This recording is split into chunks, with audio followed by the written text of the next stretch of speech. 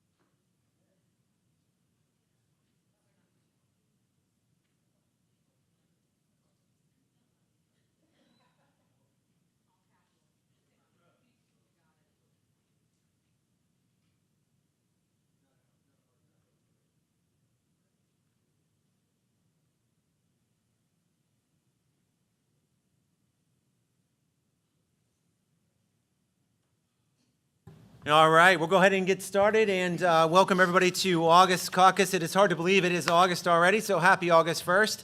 And to all the parents and guardians, happy August, because that means in a few weeks on August the 23rd, we're going to be back in business, welcoming back for the 2023-24 school year all of our students and Blackhawks back to the nest here. So we're super excited to welcome our students back in August and excited for the work that all of our principals, staff, custodians, and maintenance, and if you take a look, it is still a work in progress, but our custodial and maintenance team has done just a phenomenal job thus far in really giving our buildings a bath, giving our hallways a deep clean, getting our rooms, painting, doing everything necessary to prepare for the arrival of our students. So we're trying to make sure all of our affairs in order so we can hit the ground running.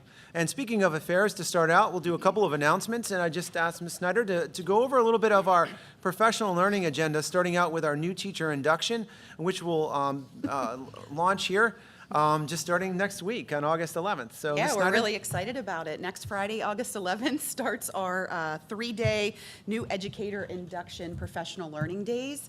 August 11th is going to be our largest day because we also not only have new teachers to the profession, but also all of our new staff joining us as well for that day.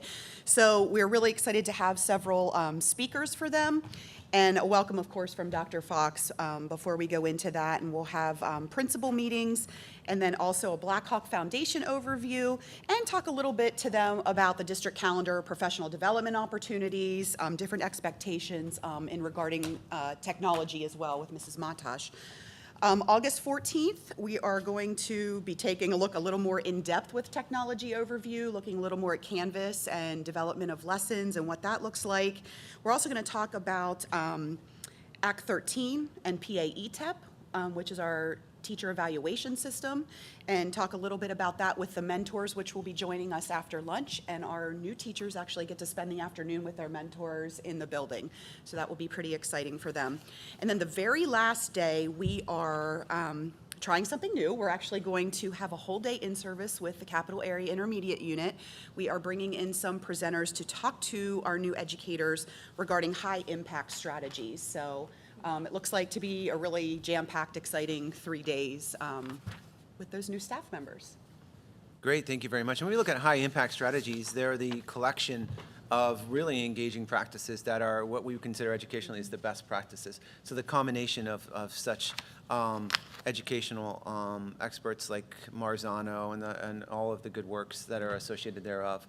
And now looking and taking a look at all of us coming back together for August 17th, 18th, the 21st, and 22nd. So that is going to be our district kickoff, and we're super excited for that as well. So if you want to just give maybe a high-level overview, if you don't mind, Ms. Snyder, on all of the work going on thus far as we plan out. And if teachers are listening, this is kind of a little bit of a preview, and because this email will be coming out More relatively information soon. to be coming to everybody next week, but August 17th is our district kickoff.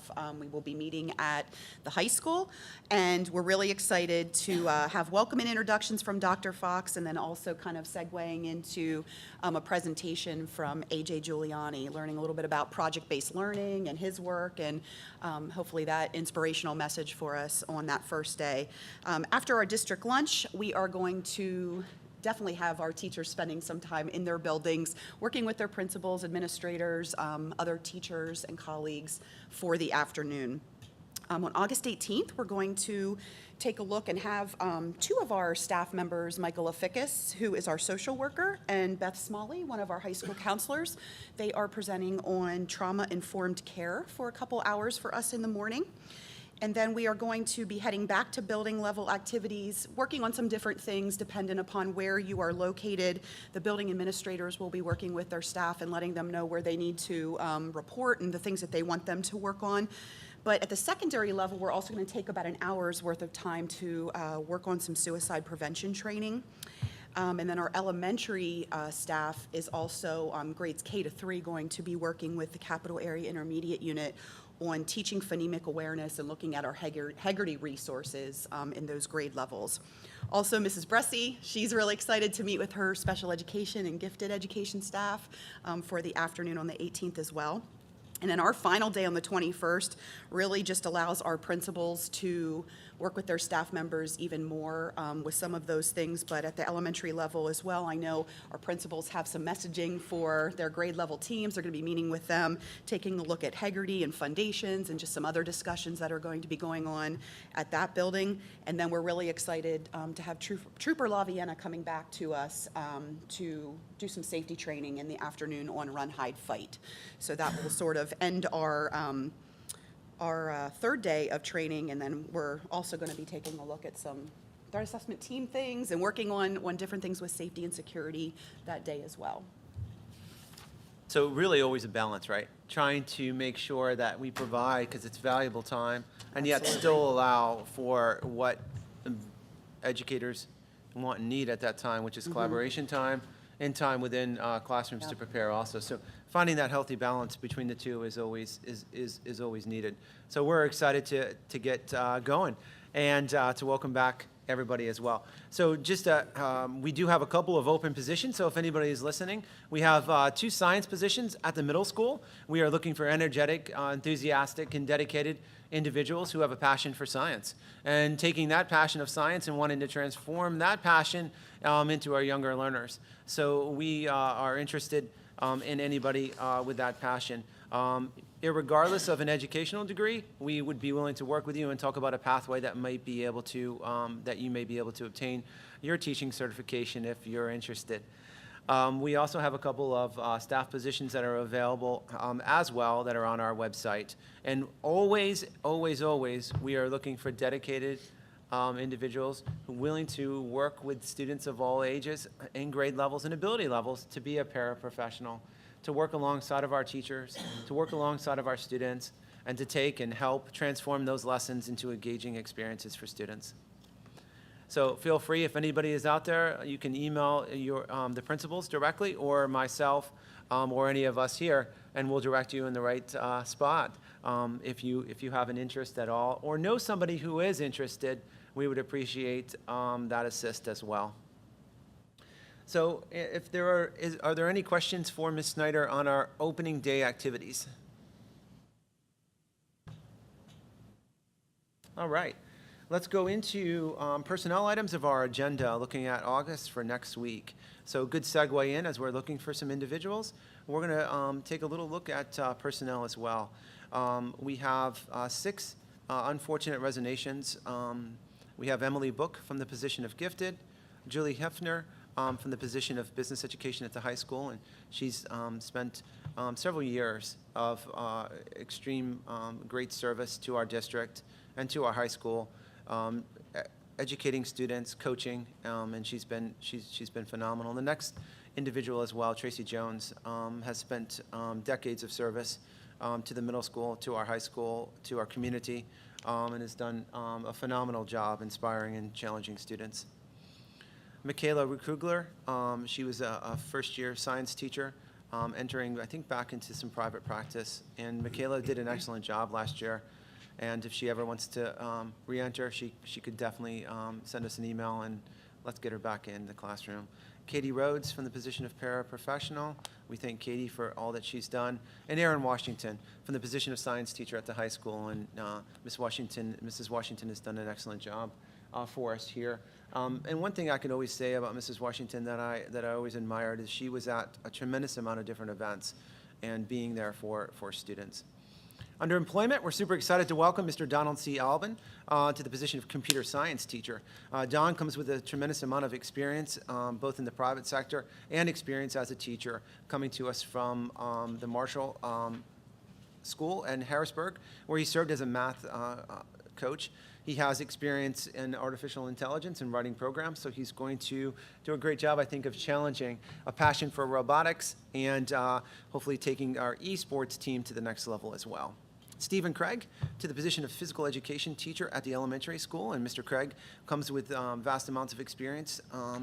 And Mr. Craig, one thing I've noticed about Mr. Craig just in the short time I've met with him is he has a smile and will continue to have a smile. And that smile is so infectious, and what our students need at those younger levels to continue to have some fun within physical education, learning and building on some skills, but having a good time as well. Tony DeLillis. Tony is a graduate of Susquenita School District and Susquenita High School, so we're happy to welcome Tony back to the nest and serve in the capacity of business education teacher. He's already hit the ground running, working with Mr. Funk on some great ideas, and I saw him the other night, and he said he's already lesson planning. So we welcome Tony.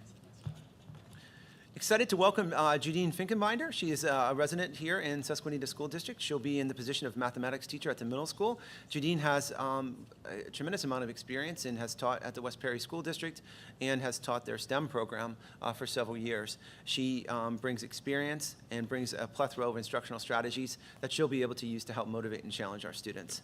Stephanie Flowers from Newville. She's coming to serve and to build our cooperative education and transition counselor.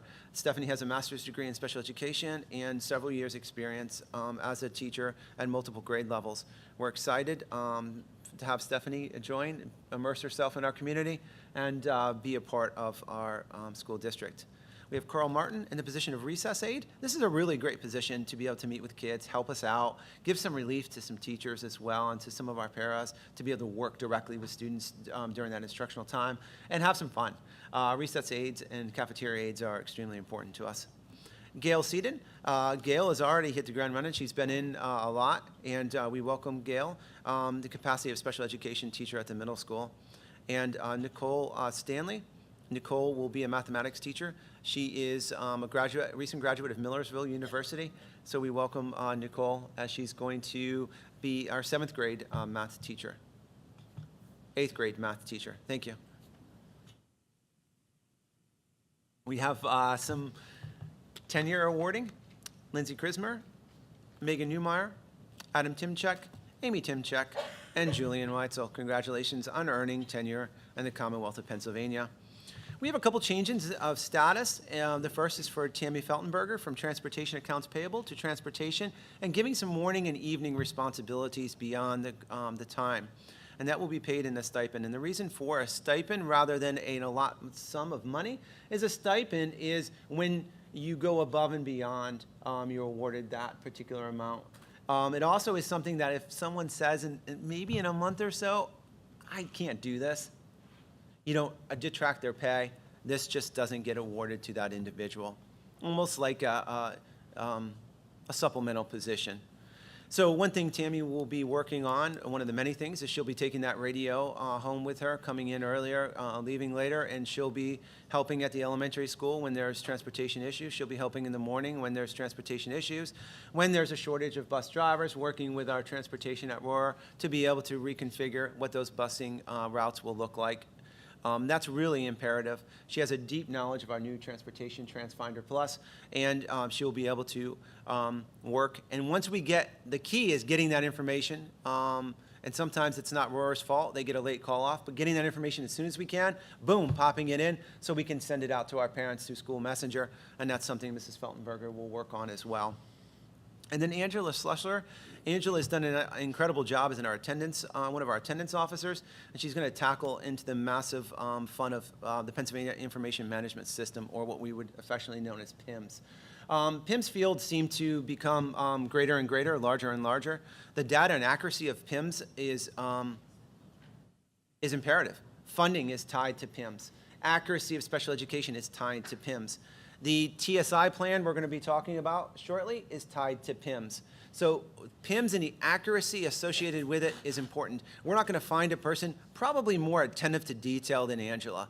And there are going to be times when Angela is going to go above and beyond and be here till 5, 6, 7 at night working on PIMS reports, especially the October snapshot. So this gives time beyond, and Angela will do and has already done in attending boot camps, trainings, and other things associated with learning the Pennsylvania Information Management Systems and the multiple reports that needed to be submitted. And it's not just the submitting. It's submitting until you get green checks. It's submitting and then pulling that data back, massaging that data so it goes through. And then again, wondering and troubleshooting, communicating, which is huge, right? Because what comes into our SIS comes out, needs to be data accurate and recorded appropriately. We have a couple voluntary transfers. We have Noelle Giselle from the position of mathematics teacher to the position of gifted educator. So Noelle is going to tackle that position. One thing, Noelle has done a great job of continuing her professional learning, speaking passionately about professional learning. And Noelle has been a teacher at every one of our buildings. So she has a knowledge of everyone and the gradual progression in age level that is associated with it. And I know she's going to partner really well with Mrs. Bressy to build and provide stability needed for that position and program. Beth Johnson from the position of middle school science to high school. So Beth is going to move up just a little bit up the hill here. And that position at the high school is unique because Beth is going to have the best of both worlds, or like I like to think the best of both worlds, because she's going to be in the AM, transition a little bit, and still be in the PM, teaching a few of the 7th grade science classes at the middle school. She's going to be teaching environmental science and Science 9. Is that accurate?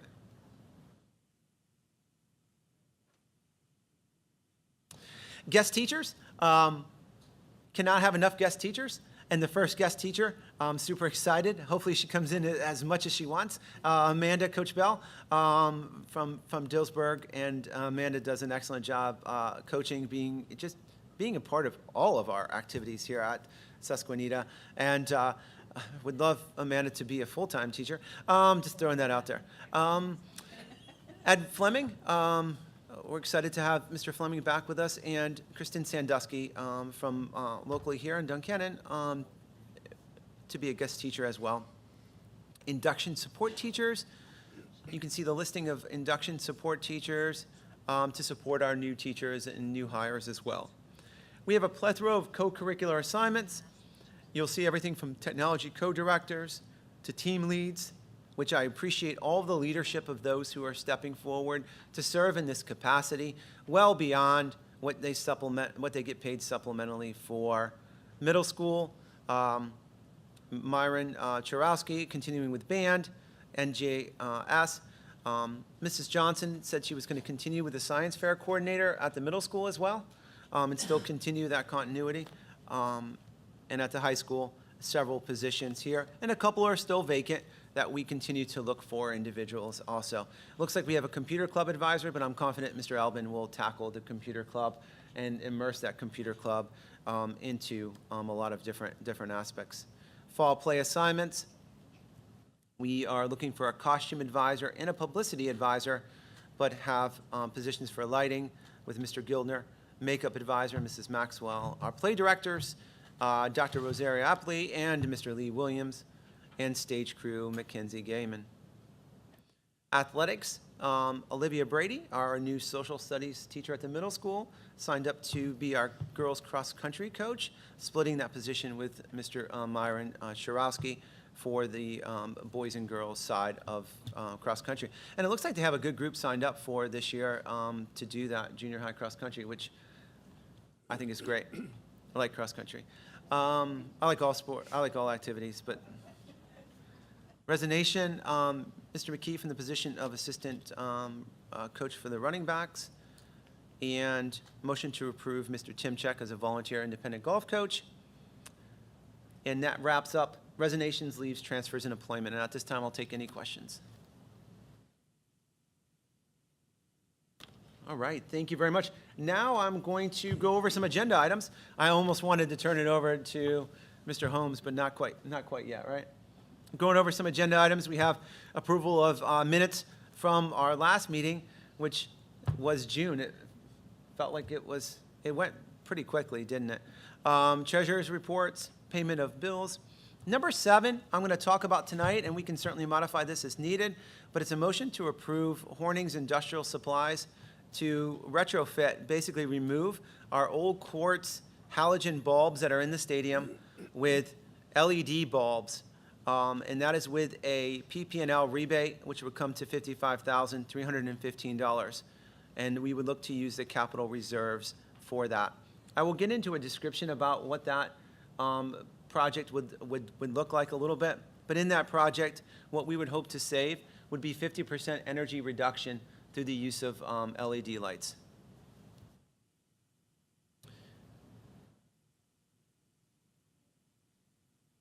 maybe jumping ahead, just because I looked at this, why is the number different on here than it is on the agenda?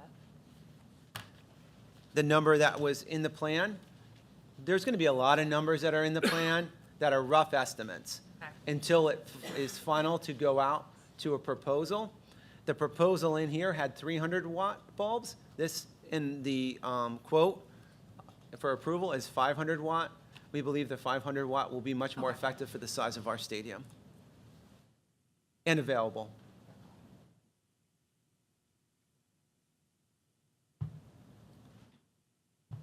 We have a motion to look at our targeted school improvement comprehensive plan.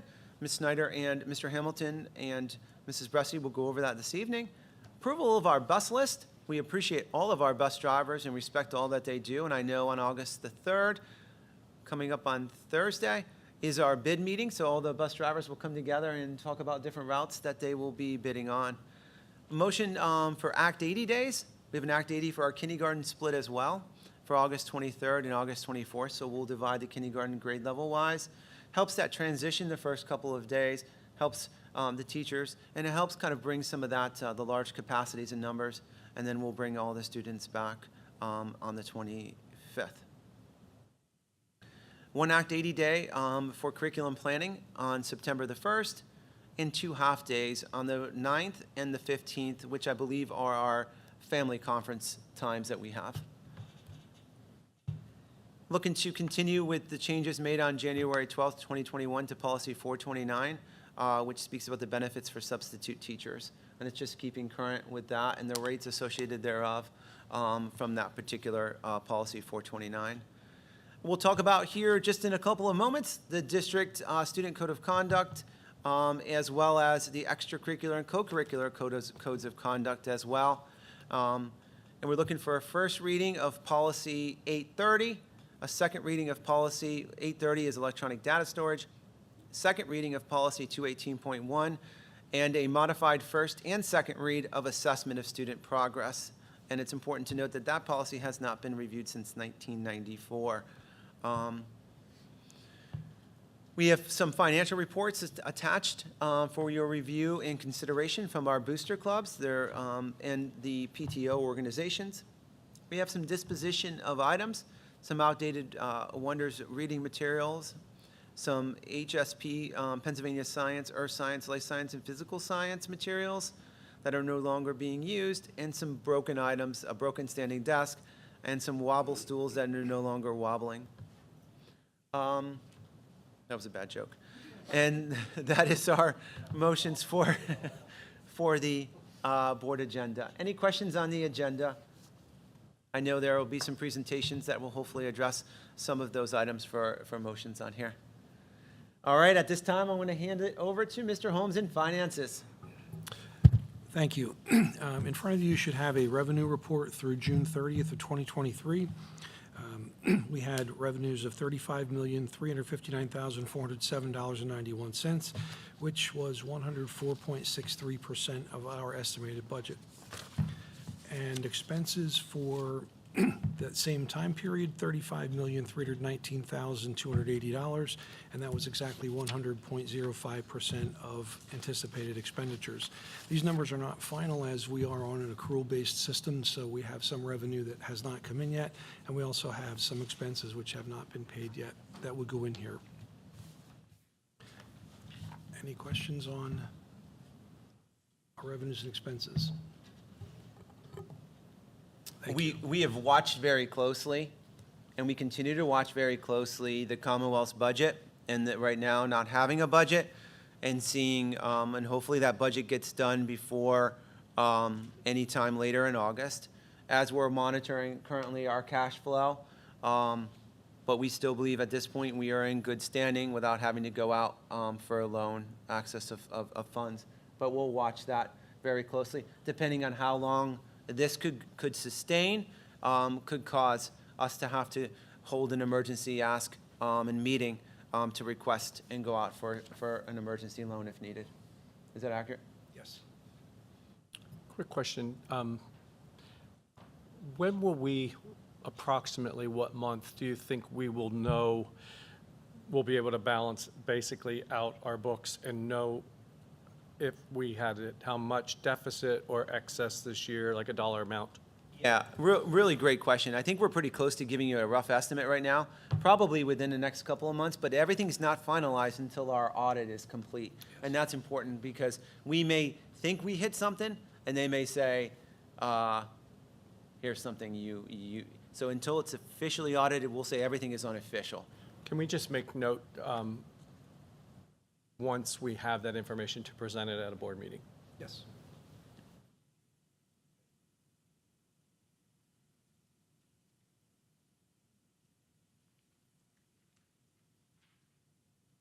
And just roughly, things are trending very closely to budget and what we predict, what was projected in the budget of use, and currently what we're trending is seemingly closer than we've been in the past. That's not a great preview, but things are trending closer in that direction. All right, at this time, let's roll up our sleeves, tackle a little bit of the district student code of conduct. Feel free, there are at any point, if anybody wants to go in, there are some refreshments located in this room as well as drinks and some food. Help yourselves. This is going to be a joint collaboration effort between our three principals. So we're going to attack it as the trifecta is going to kind of tackle it as well. But we're going to have the high school kind of take the lead here at the beginning. Thank you. Thought Ken Ward was going to be here to do all the speaking, but he's not. So I'm up.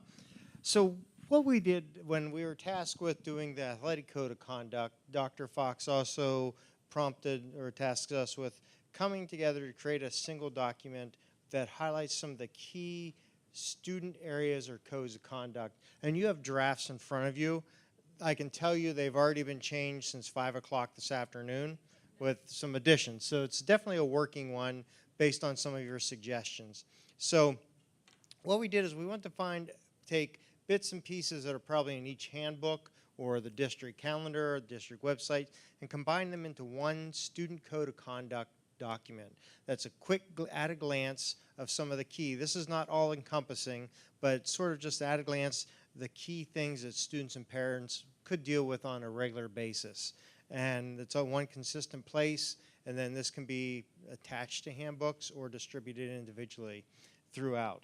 So we started off with looking at policies and linking things to policies. So with the definitions, just so it's clear when we say you're in-school suspension versus out-of-school suspension, that while we may know that, the general public may not have as clear definition of what we're looking at. After that, we looked at a brief statement about AEDY. AEDY is a much larger component, but just for the parents, most of them will never come across that, but just something that's an option that we have. The one section, the dress expectation, continually to change based on input and feedback. We've already added a couple lines on the electronic draft, addressing some modesty issues and things like that.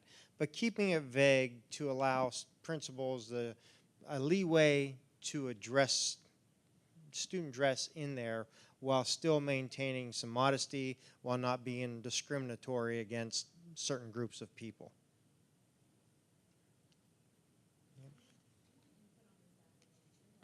Yeah, I think that's probably a good idea, don't you? Maybe we could pause and just go section by section and see if there's any questions. That way we could do it. Does that work? We'll kind of pause right here after dress expectations and go back up to the top and see what feedback we have at this point. I certainly know the one question was at the beginning, we called it the student code of conduct. And I certainly believe it is a code of conduct because it has the level system.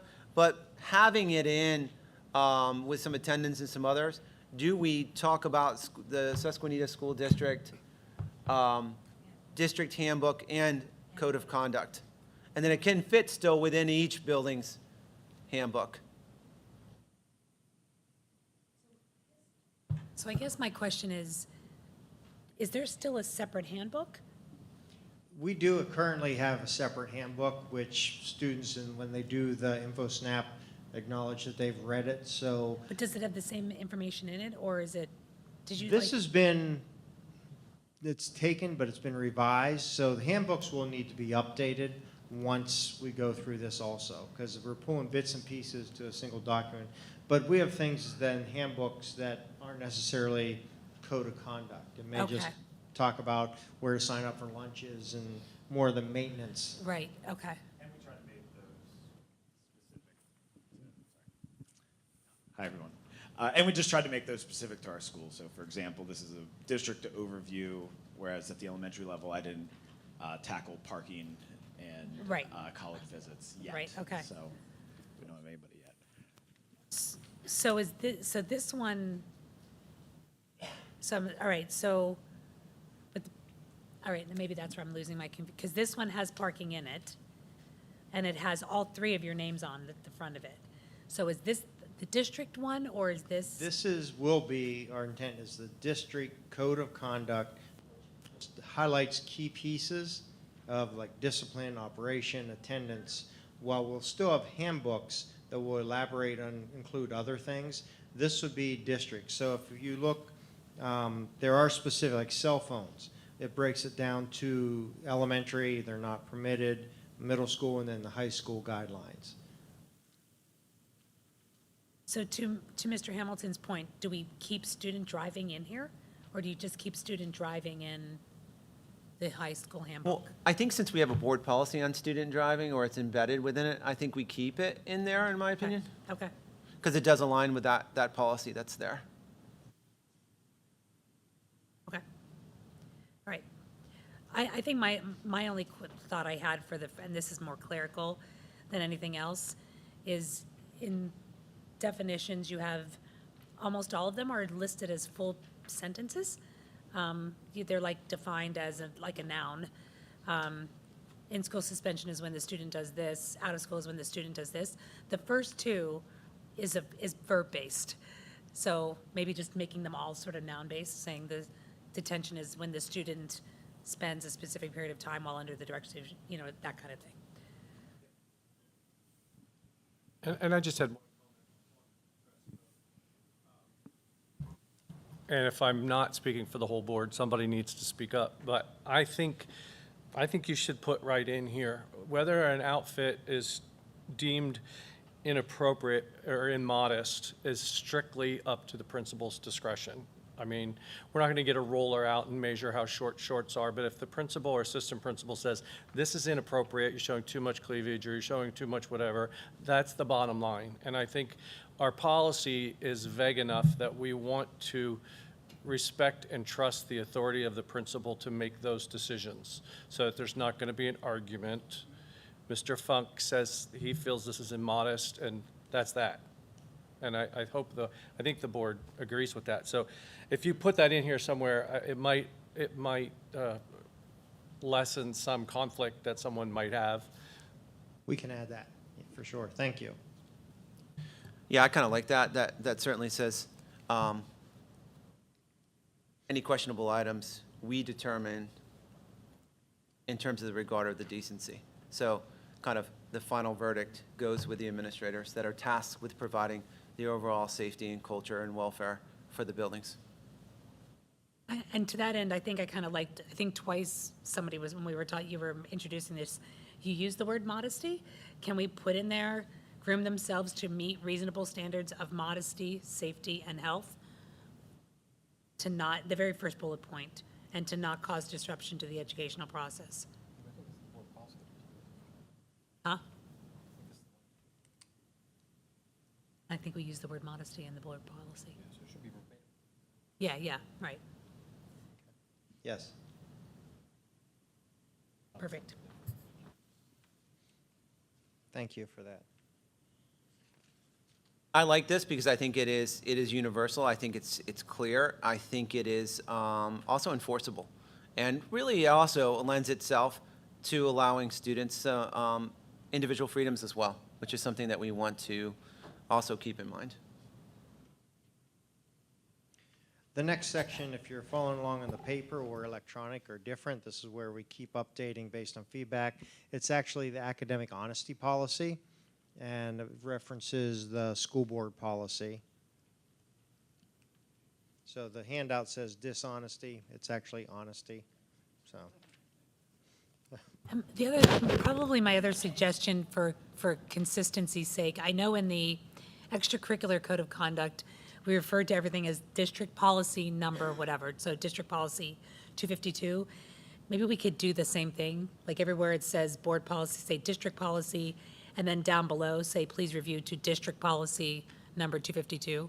That way everybody would know that it's a district policy, not a, I do like the hyperlink. Were you able to figure that out? To the best of my ability. Yes, I like that. I think hyperlinking is good. Makes people be able to find it quicker. What is that? Quickly. And I think that was a key point, Mrs. Singley, that you brought up, the hyperlink to the actual policy. That has it right there. So it's like, oh, what did Mr. Funk just make up? No, it's right to the policy. There it is. That's it. So turn it over to, Yeah, I'll talk. I got this. You want to do that? Or I can.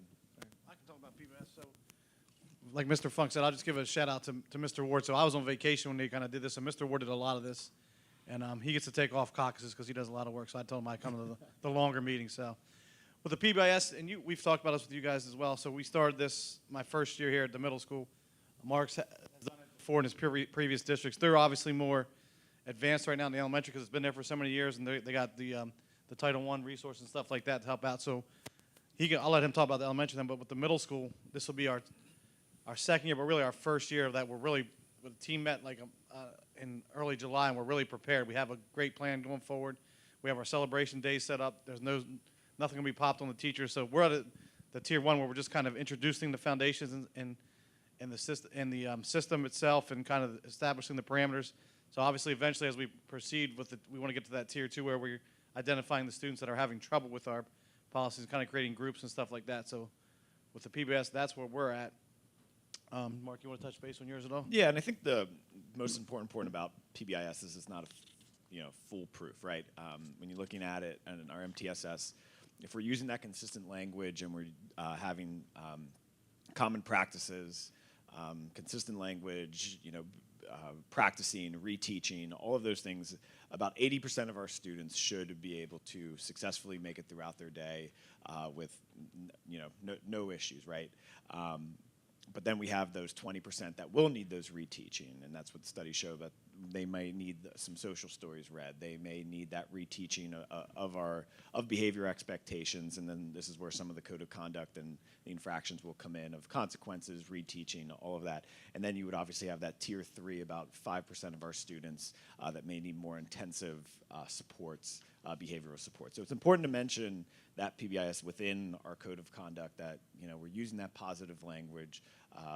We are rewarding students, but also reteaching and providing feedback and supports as needed. Any questions on any of that? The next was about page 5, 6, and 7 goes into the attendance policy, which is, stuff that it's been in the policies, obviously, in the board, the district policies, the board policies, the same for all 3 schools. We got the college visits, well, obviously not for the elementary and the middle school, but for the high school there. But educational trips for middle, high school, and elementary. Also with the educational trips, I know if we have siblings in different buildings, we always talk and make sure we're making the same decision on all. Like one kid's not going to get denied while the other kid gets to go, so we just make sure we touch base with one another. They have in there the first and last 10 days of school. None of the educational trips. And the biggest one is doing the PSSAs and the Keystones. Like those trips will always be denied just because of it's a state mandated test. Early dismissals, we got our last day of school, how to submit the notes, when they need to be submitted. And then Mr. Quigley here in a little bit is going to go over the co-curricular and extracurricular code of conduct, so that's kind of covered in there as well. Do we have any questions for the attendance? No, I just had a question. I noticed that there was flexible instruction days was down below. Would that make sense to move that up around where we're talking about attendance? And I know it's addressing some other stuff in terms of adhering to the rules, while you're remote, but I didn't know if it just seems to be plunked in there in an odd place. Yeah, I No? will, I think that is what's confusing a little bit to me about this too, was, because it seems like this is code of conduct and things that students would do inappropriately, what the consequences were. And then it goes into attendance and we get into educational trips and college visitation, which seems more handbook. And so I don't know, I know there are consequences for unlawful attendance, but it doesn't, that's what was confusing to me as I was reading this thing. It was a code of conduct, and then it got into some of FID days and college visitation days.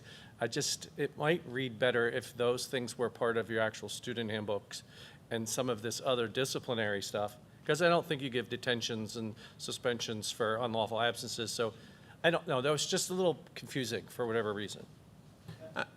I'll go ahead. Yeah, we certainly can. The more we can get attendance information out to everybody, the more they see it, the more, if it's redundant, so be it. Some really, attendance is critical for academics, for social, for the continuity of learning, and it's required by law. So all of those components in there, I think the more that people see it, but I think we could remove the FID and put it in, because that could be on a building, a school by school, what the FID looks like. We could remove that. I personally, as much as we could see attendance, but I understand if that's something, the will that you want to remove, I'm completely okay with that. But just from a redundancy point of view, I'd like to see it on magnets and everything else. What in particular about attendance do you want to emphasize? That you need to bring in a note when you're absent within 3 days, that these are the ways that you can submit your note, that communicate with us, and you need to be in school. If I may, I think it might be better to put something that abbreviated in this and have all the college visitation and all the other stuff in the other Okay. handbook. 'Cause I love this, by the way. I think you guys did a great job on it, and I love the co-curriculars one, and I think these are really two nice documents that are going to be great. I appreciate it. But when you get into some of this stuff, it becomes lengthy enough that even I was like, I'm not reading about reading college anymore. visitation. So, I mean, if we want them to read, this is the code of conduct, this is about behavior, and we want them to read it and sign that they read it, then they can deep dive into some of the other stuff. But I agree with you, the attendance piece, you need to come, or this is going to happen, but maybe just shrink some of this down so that it's, Okay. And Not keep as the rest robust. of it in the handbook, yeah. I mean, I think putting, here are the reasons, here's your policy. Here are some reasons that you may be excused, and if you're not following the proper policy for those, this is what it could result in. But giving all of this then does become redundant. Yeah. Then along that same line of thinking of including it, but giving the bulleted points, the student driving then could be similar. Do you see that as being similar, where these are the requirements for student driving, reference the handbook, this gives you all the detailed Yeah. information? That'd clean that up and make it more readable? Yeah. Okay. I think it'll have more power as a code of conduct, is that these are my expectations of what I need, and this is what will happen if I don't. But the nuts and bolts of how to get your parking permit can be underneath the handbook. well, and I think some of that driving stuff could just be simply made into a handout, which the student has to sign when they get a parking permit, that they've read it and understood it, they get a copy, you keep a copy, so you have that on file, because not everyone needs to see all that information or something like that.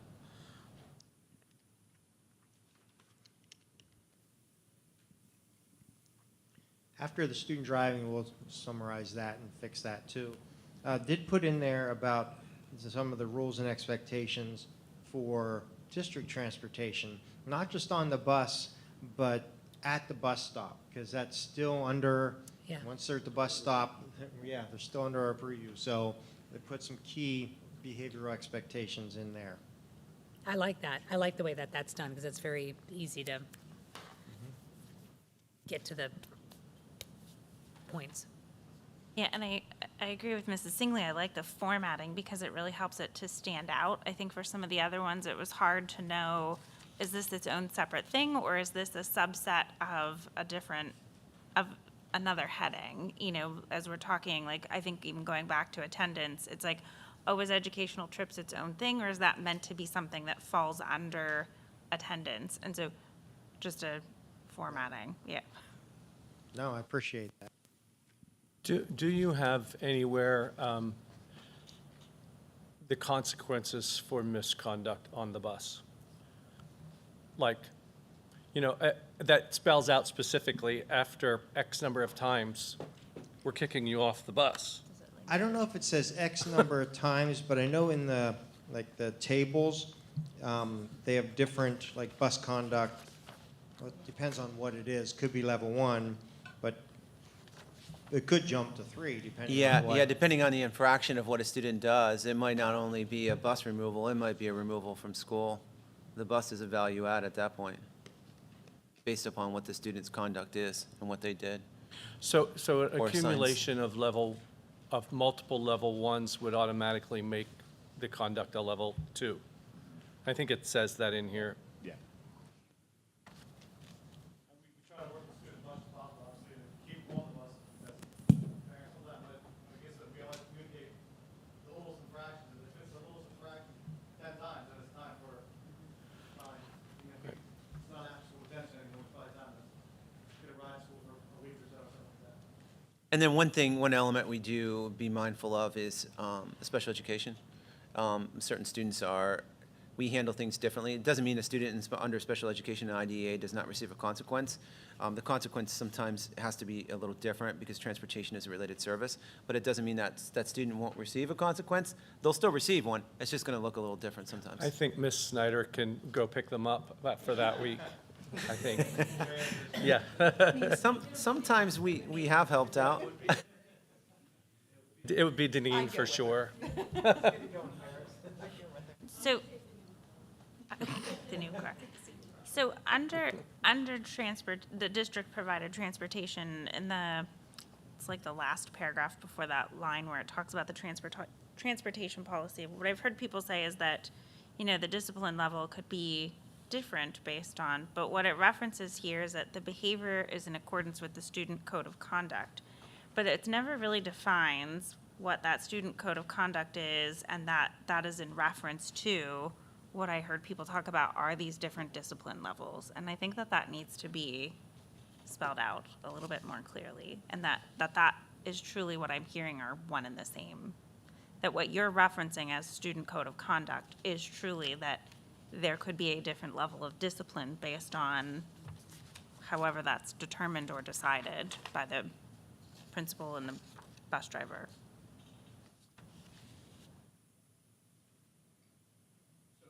The purpose, there's a paragraph there, the purpose. It talks about the code of conduct presents categories of students' misbehaviors or infractions, yada, yada, yada. Maybe just reference in there, per the table attached to this, there are levels of consequences that will be followed or something. Would that Yeah. help? Yeah, I think just finding something that ties it back to that when we're saying student code of conduct, that how that ties into these levels of disciplinary action. Because I don't know that there's really a tie and a connection between the two. So if you put your feet in the aisle, that's different than punching the kid in front of you in the face. Right. And the levels do that. Right, right.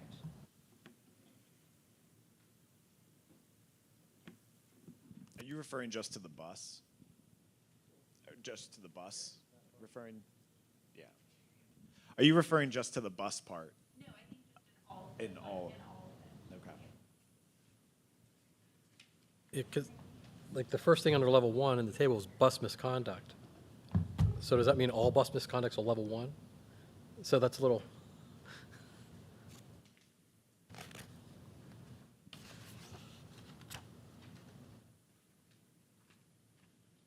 No, I don't think it does. If the bus misconduct is they had a knife, then it would be a weapons violation that happened on the bus. I guess if two people are pushing, it becomes a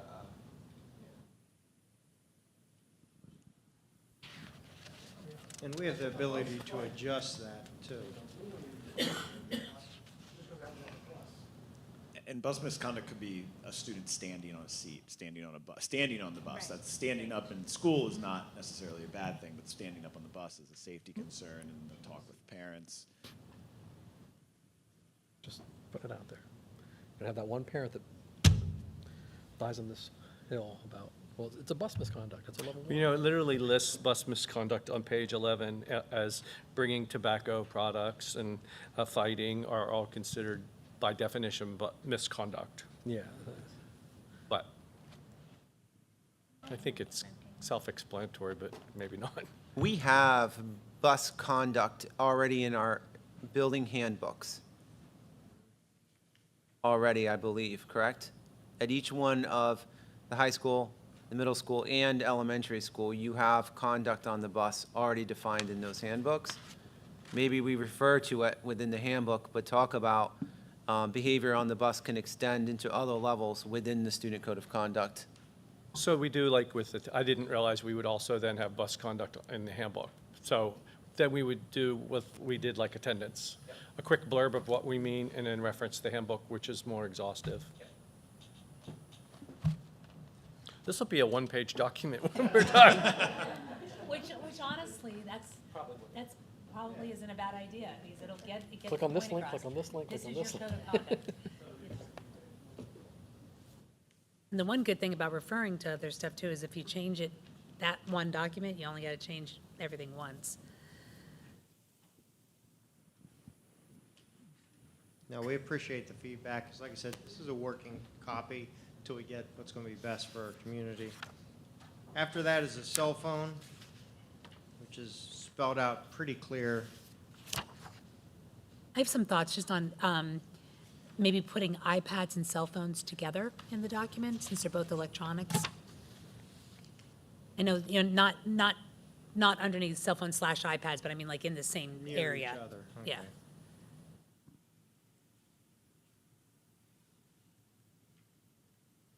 We are already going to move flexible instruction to a different place, if that even goes in here. Dr. Falk, taking notes about that. Vapes, electronic cigarettes, reference mainly the board policies, but then I also put the blurb that I sent to parents last year when we got the vape detectors, saying they're in the restrooms, these are the procedures that happen when they go off. So I wonder if it would be, down below, I noticed there's a reference to the drug awareness. Could we plug that in for vape, electronic cigarettes, tobacco / drugs? Since you referenced policy 227 underneath the vape paragraph anyway? Specifically say drugs in that list? Yeah, rather than have a separate, because it really doesn't say much below about drug awareness. So if you had vape, electronic cigarettes, tobacco, drugs, and then students' possession and/or use of tobacco products, Yeah, it's the same board policy. smoking paraphernalia, and drugs on school public grounds, and kind of put it all in one paragraph? Okay. That makes sense. Does that make sense? It's all in the same policy. Yeah.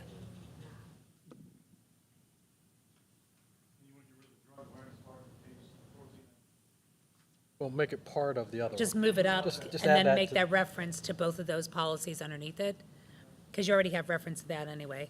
Yep. Please review district policies 222 and 227 are already listed underneath the vape. Yep. And move flexible instruction days somewhere else. Yeah. It's sort of buried in the middle of the bad stuff.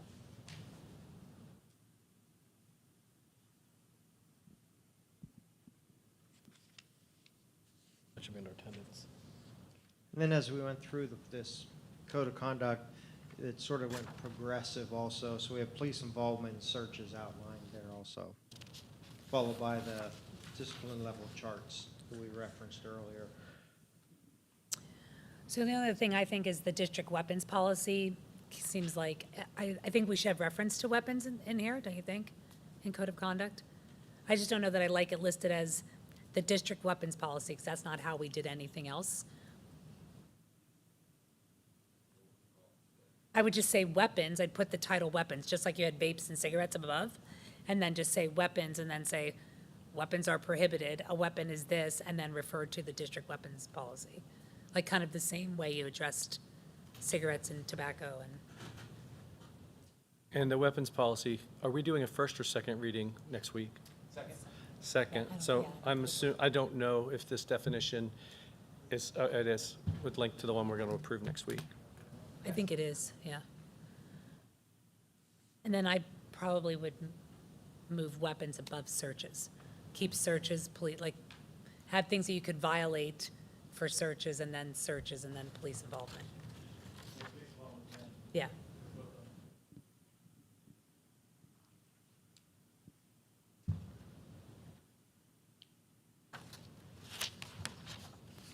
In your chart where you have interventions, I'm not sure if you list anywhere,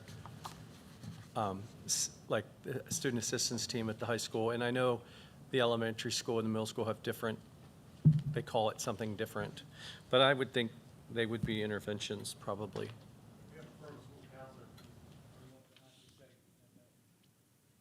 Yeah, I would, Yeah, we can add that. yeah, I would.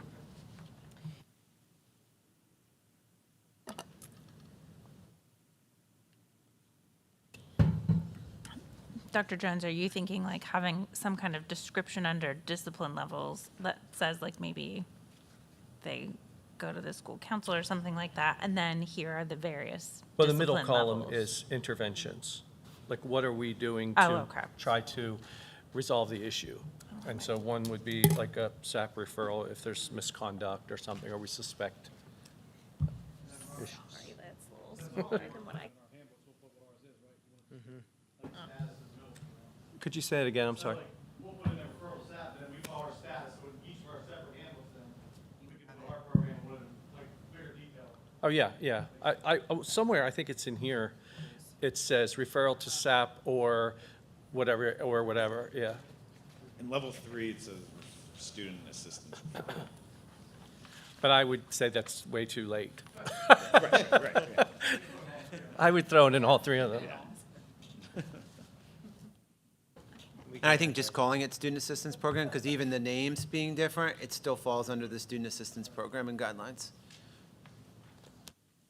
Could we start over again? Marcy finally put her reading glasses on now, so. Listen, I just could read the really small stuff. Now we're I could read the other stuff.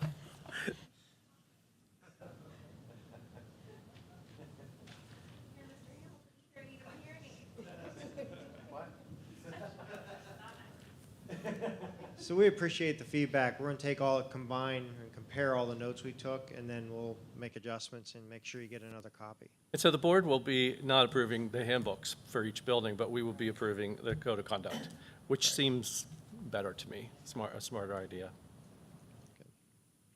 Can I make one other slight recommendation for AEDY and PBIS? I did not know what either one of those meant.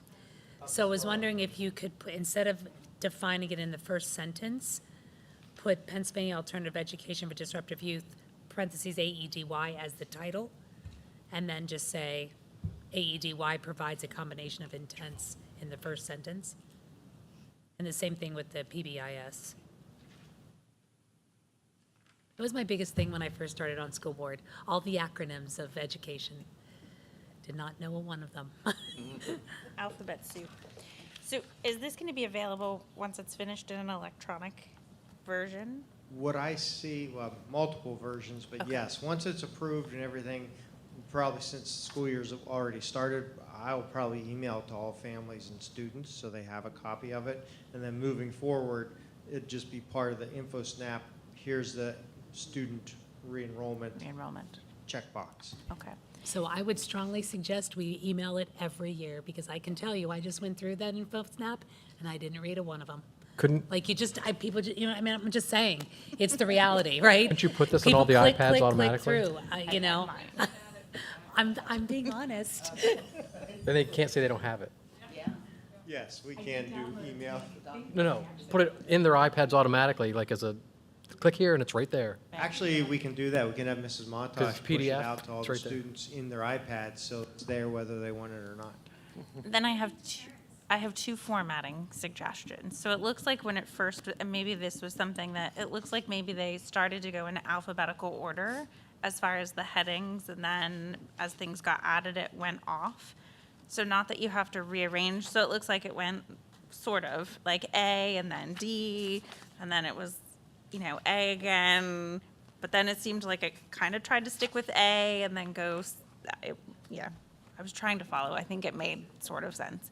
But keeping it in the format that it is, but maybe doing a table of contents that then could hyperlink to each of those pages.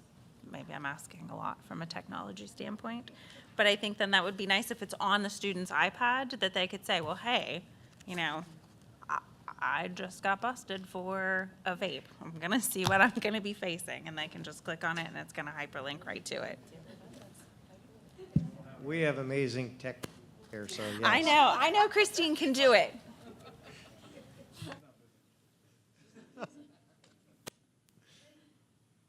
In all joking aside, do we see value in having the parents get this too? Yeah, absolutely, Okay, yes. all right, yeah. Parents and students should receive it.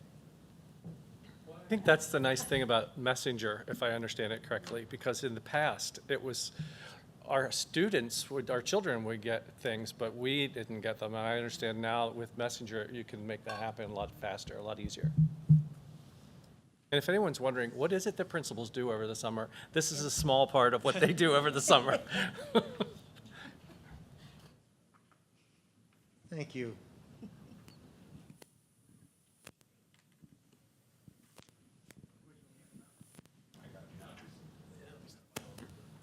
They've all been changed, so you probably don't need to.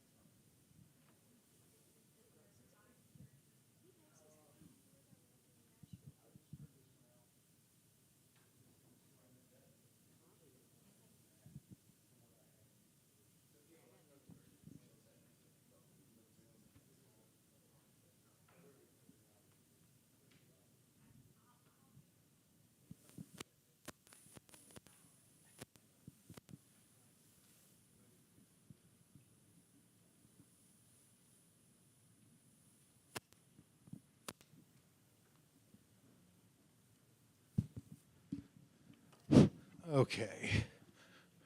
First, apologize for coming in late. I had my fall coaches meeting earlier, so I was down the other end of the building with all of our coaches. So background on this rewrite is the old one was quite cumbersome, and it included everything from when we used to do drug testing. And the vast majority of it was based on drug testing and consequences and the testing procedures and all those things. So a lot of it did not apply or did not transfer to some of the things that might happen today as far as being able to deal with those consequences. So we tried to streamline it, make it easier, and as I told the coaches down there, it's more of a just, do the right thing all the time, make good decisions, and that's sort of the philosophy behind it. We did sort of redefine what a school-sponsored event is, and that is anything that we schedule, home or away. So if we have a game at Halifax, and we have students there, and they fall under this, if they're an athlete and they do something while they're not on the team, but as a spectator, it falls under this because that is a school-sponsored activity. I'm still not sure, and I'm just asking if that definition is clear. Activities which are sponsored, approved, conducted, planned, and/or supervised by the district, whether home or away. Is that crystal clear that that means if you go to an away game and Susquenita is playing, it is a school-sponsored event? Is it clear? It's planned.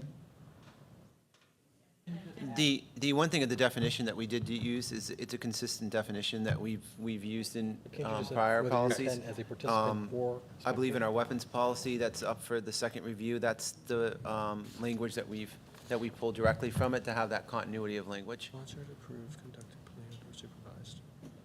And certainly if there needs to be, like, IE, we can add anything in italics if anybody wants an example, but not limited to. The question I have was indoor track and field. School doesn't sponsor it, right? It's more of a club activity. I mean, they're, And this is not just athletics, this is extracurricular activities. So Okay. it would fall under that auspice Okay. as well. It's approved, right? So that would maybe, because I was just thinking the same thing about swimming. Swimming's not sponsored, but it's approved. So if We a don't- swimmer or a golfer We would don't do recognize something an indoor violating track this. coach, though, in the board, as a board. We don't recognize an indoor track coach on our board minutes. We do a swimming advisor or They whatever. wear a uniform. I understand that, but we don't say this is the indoor track coach. We do that for swimming. and we can We can do that. that. He just has to put it on the board and we See, just vote. and this is where we get into this, what is an independent, what is a team, thing like that. You can't have a team. You cannot have an independent team, Right. but you can have independent performers. Correct. I'm talking about, Yeah.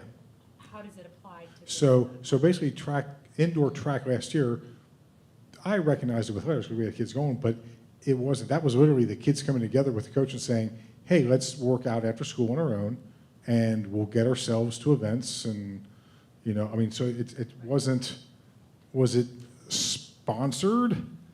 No, but did we know they were doing it? Yeah. Did we encourage them to do it? Sure. I mean, they were doing it, but it was on them, so it wasn't like, So the question but at the same time, so to talk about that though, that to me, that is still, even through a club and it's an activity, they planned this, they organized it, so they're representing us. It would be, very you didn't- similar to Rachel and swimming. Right. So I guess the But the question school didn't is, schedule it. The I think the person- Correct. question is, if somebody violated the policy and they were doing indoor track, would it be covered under the way this is worded? I think that's what you're asking, right? And I guess to that point, could we include that it's an event or an activity in which Susquenita is participating? Can we include that somehow in the definition that we're all also participating in? I think that would make it Okay, more well, here. clear. Well, but, and again, to play devil's advocate, in a school-sponsored activity, isn't that covered? Beg your pardon? Activities Under the that are school-sponsored sponsored, activity definition, isn't that covered? Conducted, planned, and/or supervised. I think it is covered. I just am not sure that it's crystal clear enough, but it might be. It's fine. It's so what fine. you're sort of asking is that Johnny plays football for us and he's at Halifax plays on Saturday against Millersburg. And he does something, well, that's not planned, sponsored, that's nothing with us. Correct. However, later in the policy, that's addressed. Later in the policy, what? It's addressed. It's addressed. It's addressed in Oh, a different yes, yes. capacity. Okay, it's fine. I just, But if And that would, and that's where I Johnny, would say indoor track falls under. It's addressed later. okay, but if Johnny was a cross-country athlete and was at the Halifax Susquenita game away, then it would fall under school-sponsored activity that is Correct. away. Correct. Okay, Because it was I think so. planned. Yeah. And it was- it's- yeah, right. yep. okay, thanks, Bill. So Yeah. can I go back to the philosophy and my understanding? Sorry. So my understanding that this is for co-curricular and extracurricular activities. So student council is signing this, any clubs are signing this. So when I was reading through it, I really got the impression that it was kind of retrofit for that because a lot of the references were to sports and athletics. So when I go back to just the first, that's actually the second sentence under philosophy, the goal and purpose of these activities is to teach students the meaning and understanding of sportsmanship, commitment, sacrifice, teamwork, and hard work. And I think probably for some of those clubs and other extracurricular or co-curricular that are not athletic-based, there are probably other principles that might also fit in there, like leadership, service, thank you, I was drawing a blank, that might fit in there that also tie into so that it doesn't come across right in the very philosophy that this is very athletic driven. I could be wrong, it's just my opinion, but Nope, I think that is something we can add those elements and also look at some of those tenets that you just mentioned align with our portrait of a graduate. So ensuring that that has an equal flow makes good sense. Thank you. It might go into the sentence where it says additional goals.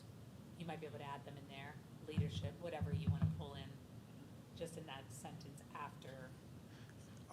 In my opinion, I would go with that because if you start listing all the things, yeah, no. it's a never ending. But I think, yeah, no, You know. it is. But I think Just just ones that pulling make out it- some Yeah. of those main ones and making it, versus it being like, when I read those things, it's very much sports driven, as opposed to if it's truly supposed Move to sportsmanship into the encompass second part. co-curriculars and extracurriculars, it should be aspects, just a few aspects that are drawn from each of those. I mean, you're drawing leadership in both athletics as well as student council or National Junior Honor Society. So there are things that could be equal across both of them to shorten that as well versus things that are just so, because I'm taking this as that pretty much if a student is participating in National Junior Honor Society, if they're in student council, if they're, I don't even know all the different clubs, Spanish club, anything, pretty much almost every student in the school district is going to be signing this unless they participate in absolutely nothing. You'd be surprised. 100%. I think the default is always going to be everybody signs it because we don't know if they're going to sign up for a club or activity or anything. So the default is you sign it. And if I'm not mistaken, this is part of the info snap. And we do have Mm-hmm. anybody grade 7 to 12. There should be a comma after lifestyle. Along with the parent code of conduct. Should I say something? Along with athletics, they do that as well. Just Yeah, quick, but- there should be a comma after lifestyle in that paragraph too, by the way. Sorry. Where at? After lifestyle, healthy lifestyle, comma, and skill development. Because up above you have okay. teamwork, First comma, paragraph, and yeah. hard work. Some of those new English rules, someone might argue though. No, I'm with you. I comment on a series. Comma on a series. Yep. Anything else down through that first part? Through definitions or sort of do the same way you did the other one? General rules, as you read down through and maybe have it, anything that pops out there.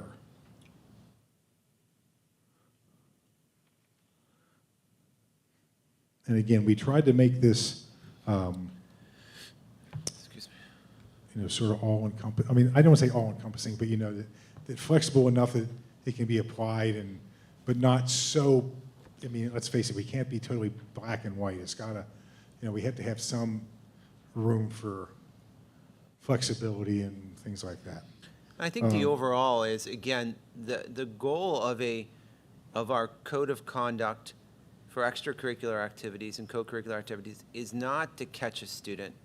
It's to give another student an opportunity to say, and to rise above any peer pressures that one may have to say, I can't participate in X or Y, or I can't do that. I'm a leader, and this is why, and I'm held to a higher standard. That's exactly the overall goal. Now, one thing we did under General Rules B, and this sort of falls into that attendance policy you referred to. If a student is involved in school or out of school, they may not practice or play that day. And because in attendance, if you are not eligible or basically in school and eligible the day before a break, then you are not eligible to play or practice until the next school day.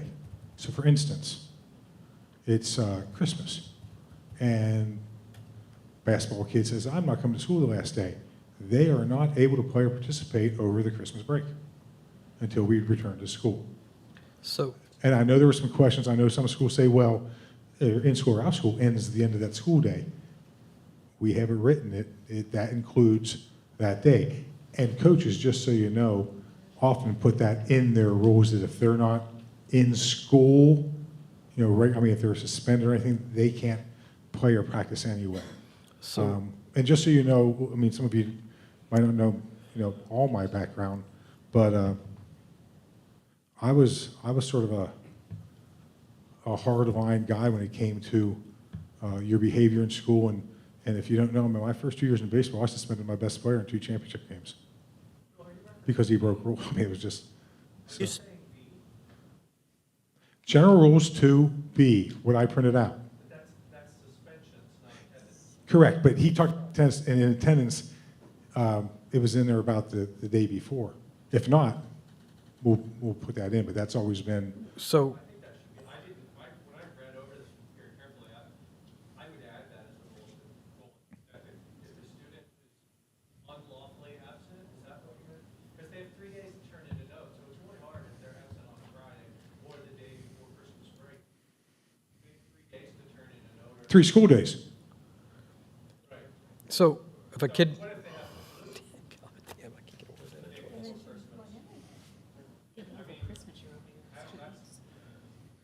But what about like an official recognized college visit? That's an approved absence. Okay, as long as. But that what if they're is- sick? Like, Because we had issues with that during the. What we've done, just jump in here, what I've done, I don't know if it's in here or not, if there's a student who's out sick, say they went to the doctor, they would bring like we do it for prom, we do it for things like that, bring me the excuse, bring your coach the excuse, you go. It's the ones that more, I think, is addressing if you're just skipping and not coming. But if you bring a parent excuse in to the coach. No, I was just giving an example. well, I love the concept. I don't know how you would possibly be able to. So what we're saying to an athlete, if you're going to be sick the day before a vacation, you have to go to a doctor. You can't just have your parents say that were sick. Like that basically is what we're saying. Mm-hmm. Yeah, I can't, I don't think I could support that. Well, no, I think that's an absence. I think it's for the student, unfortunately, who probably has accumulated, correct me if I'm wrong, has accumulated X amount of absences who's on the doctor's note and requirement. Because yes, if I'm sick and I have the flu and it's a Friday and it's before spring break, but I communicated already that, hey, to the coach and to the athlete, please excuse John Fox because he has the stomach bug. I expect him to make a full recovery, et cetera. And we can be flexible, but at the same time, Dr. Jones, at some point you have to have a hard line to be flexible from. Right, and I think you need to have a definition of what's excused and what's unexcused, and it has to be in here so that. That's in the offense policy. I totally agree. As long but as coaches I- all follow Take a the kid same. who has had perfect No, attendance that's what and I'm they get saying. sick the day You need before to. Christmas break. We're going to force their parents to take and spend money at urgent care to prove that they were literally sick, or they can't participate in athletics over all of Christmas break. That seems arbitrary almost, like that draconian is the word we heard recently in a meeting. But that seems unreasonable. So right now, though, in terms of the attendance and activities, is that in our attendance policy? Or is that set by coaches? Because I thought some of that was coach-driven, that if you were It might be, but absent- honestly, I mean, I'm 59 years old. I go back to when I was in high school. That was the rule when I was in high school. There's a rule when I taught where I taught. It was the rule here when I got here. So that if you miss school the And day it's before. just not here. If you miss school/practice or whatever, the day before a competition, you were not able to participate in the competition. I've always done school. The coaches had the Practice. Okay. And Well, yeah, if you- we've addressed that with them, that, don't include, school-sponsored activities now, you But know, if you, I mean, but if we've you're had that. sick, But I you think are that gonna needs to miss be in here, practice, so it's right? codified within this code of conduct. So that coaches know that that's the rule. So there's no, I say this says that. No, this is what it says.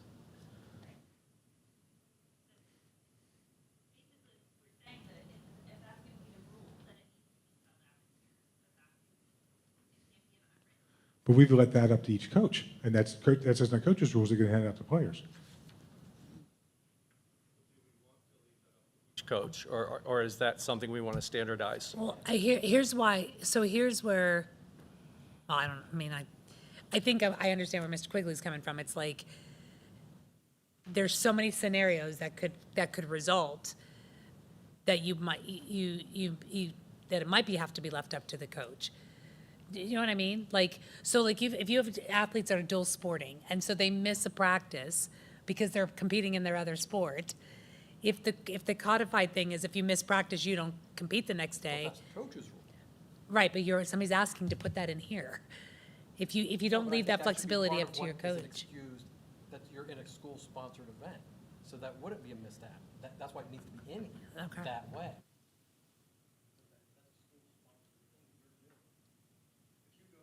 So I think finding a way to. A field trip for the seniors, and you're a senior, and it happens to be on Thursday, and districts is on Friday, you shouldn't miss districts because you were at a field trip that your class put together.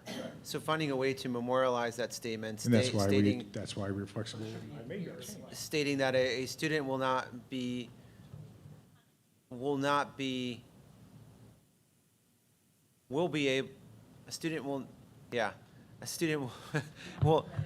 oh my goodness, I'm having a hard time. A student will not be limited to participation due to missing practice or an event based on a prior school-sponsored activity.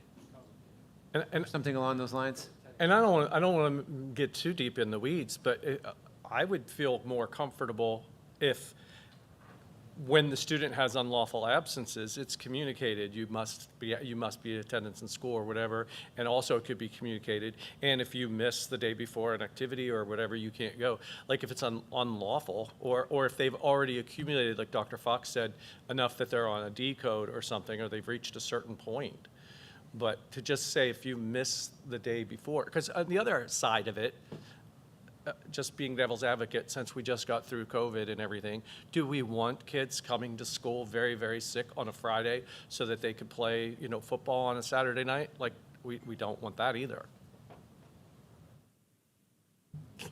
I can put PI Belay's stuff in there too, that you miss 20 days in a semester, you're done for 45 days. Yeah. At least that categorizes And under eligibilities. an I mean, excessive. That's a state. But there, in that case, you're talking about an excessive amount of absences, not just one absence. I don't know, think about it. But I do believe, like Rob said, it should probably be in this code of conduct somewhere. See, and you're probably reading me wrong, which is fine, because this is the way I was when I was a coach. I'll have a strict line, and let me be flexible off of it. Can you repeat? I couldn't hear you. Let me have a strict line. I mean, here's the thing, and let me be flexible off of it. Let me be what? Flexible. Oh. Because quite honestly, we'll just, Susie, straight A student, hasn't missed a day, and she's sick on Friday. Okay, hey, day before Christmas. I'm going to go to the coach and say, she's good to go. Yeah, that's where I struggle, because if they're a straight D student and they've They had missed a some, lot of and days? they've had some detention issues, but they're sick on a Friday, they should not be punished either, just because they have a history of not being a good student. Like, I don't know. I'm a science person, so I'm more of a black and white person. I don't like a lot of wiggle room. I hear what you're saying as a coach or whatever, but as a board, if we're approving a document, I don't like something that's that wishy-washy.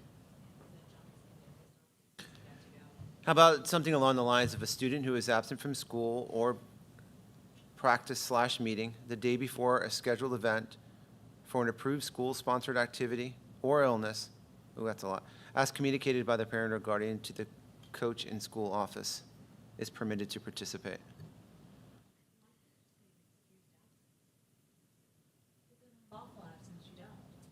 Well, because they have 3 days. Right. They have 3 days to get So an that excuse. communication piece at least serves as a note and a notification that you're not feeling well, and you've made that notation in there. While that note comes back in after that time frame. The school-sponsored activity part is pretty easy. That one's pretty easy. Quite honestly, along those lines, your son's absent on a Friday. Email me.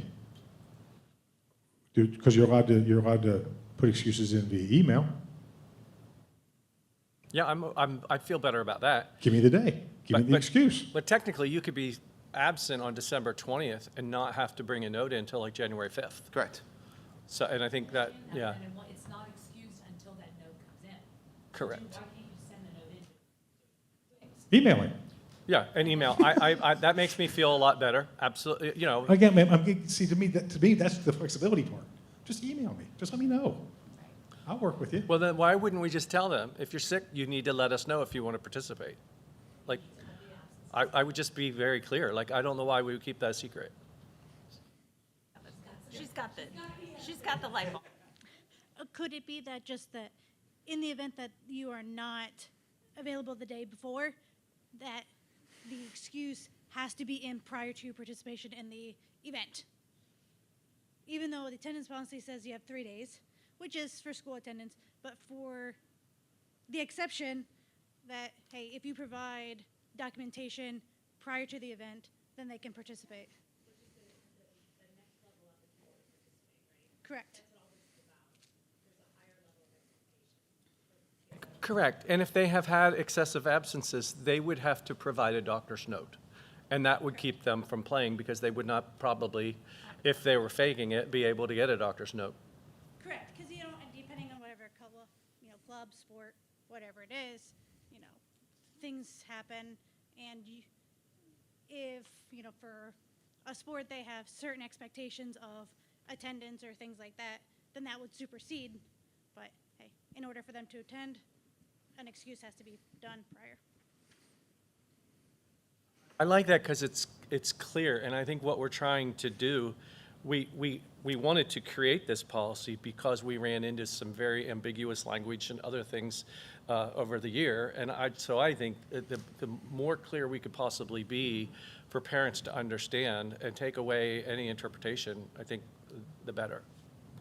But having said that, Bill, on B, does that mean if a student was in-school suspension on a Friday, they cannot participate until a Monday? Or if they were in school suspension the day before Christmas break, they cannot participate? Excellent. Okay, thanks. Sadly. Yeah. You gotta be. And again, when I was a coach and even as the AD now, I tell the kids, you shouldn't be in that situation to begin with. Right. It's just that easy. Which one? D, can we look at D? Are we still I'm on? not done with B. Okay. I only have one question. Advisor is incorporated into all of the other ones except for B, Except for, except for letter B.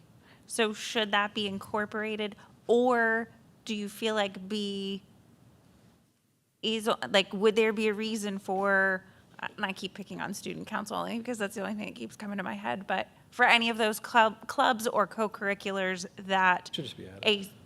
these same rules would apply? Yeah, Okay, then, I think so. okay.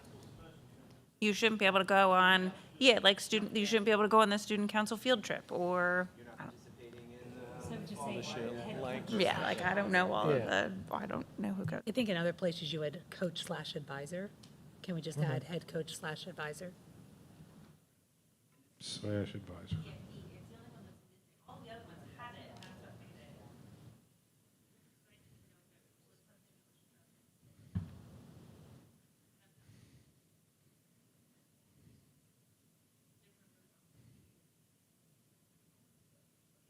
Well, actually, how we would change that, rendered by the building principal, athletic director, and head coach, or building principal and advisor. Because I'm not going to be involved with. or the AD, whoever it would be down the road.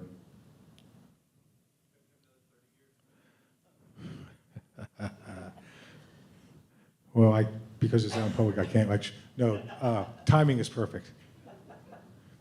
Both my sons just got married, and my status will be changing early next spring. So it works out perfect. So no, I'm not saying another 30 years. Building principal or advisor. Yep, we can do that. So under D, when you say advisors, coaches will determine types of numbers of awards to be presented, like, are you talking letters? Or like, I know some of the booster clubs give away scholarships, so they would not determine that, the coaches would determine that? Because I thought that was the booster clubs determined who they gave some awards to, not the Well, coaches. you can put my title in there. Because honestly, That's what I'm saying, you've been if I was limited. a coach and I jettisoned a player, No, but and I'm the saying, booster club says, we want to give that player of the year award. I don't think so, because he wasn't a member of the team. but some of these aren't determined by the coaches either, they're determined by you. Right.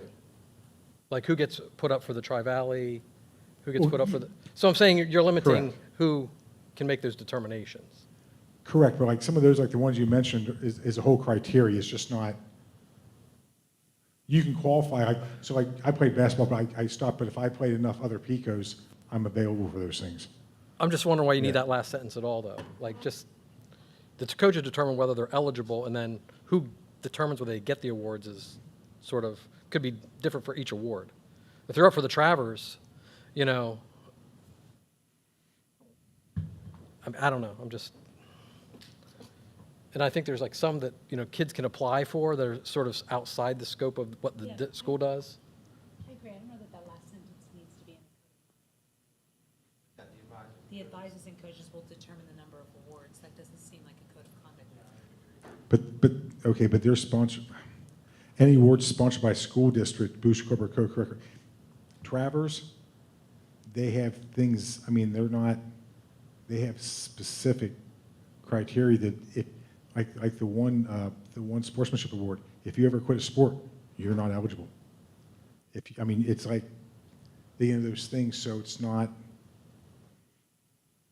Right, so I think, all I'm saying, I think what you're trying to get across here, though, sorry, let me put my thing on, is that you want the individual to be a member in good standing in order to qualify for any awards that are given by the district, the booster clubs, or the co-curricular organization, period. I don't think we need to have in there, advisors and coaches are going to determine that, because the crux of this is that you want to make sure that the athlete is a member in good standing to be able to be eligible for them. Yep, so I just Right? eliminated that last part in there, because Yeah. I think it says the same thing without having that in. So I think later on, you talk about violations can get you out of the running for things like Travers or whatever, and I think that comes up later.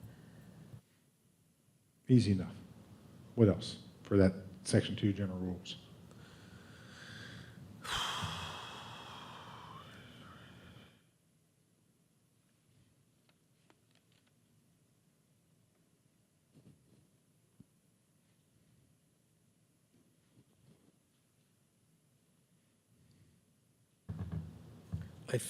I'm looking at travel, I'm still reading it, but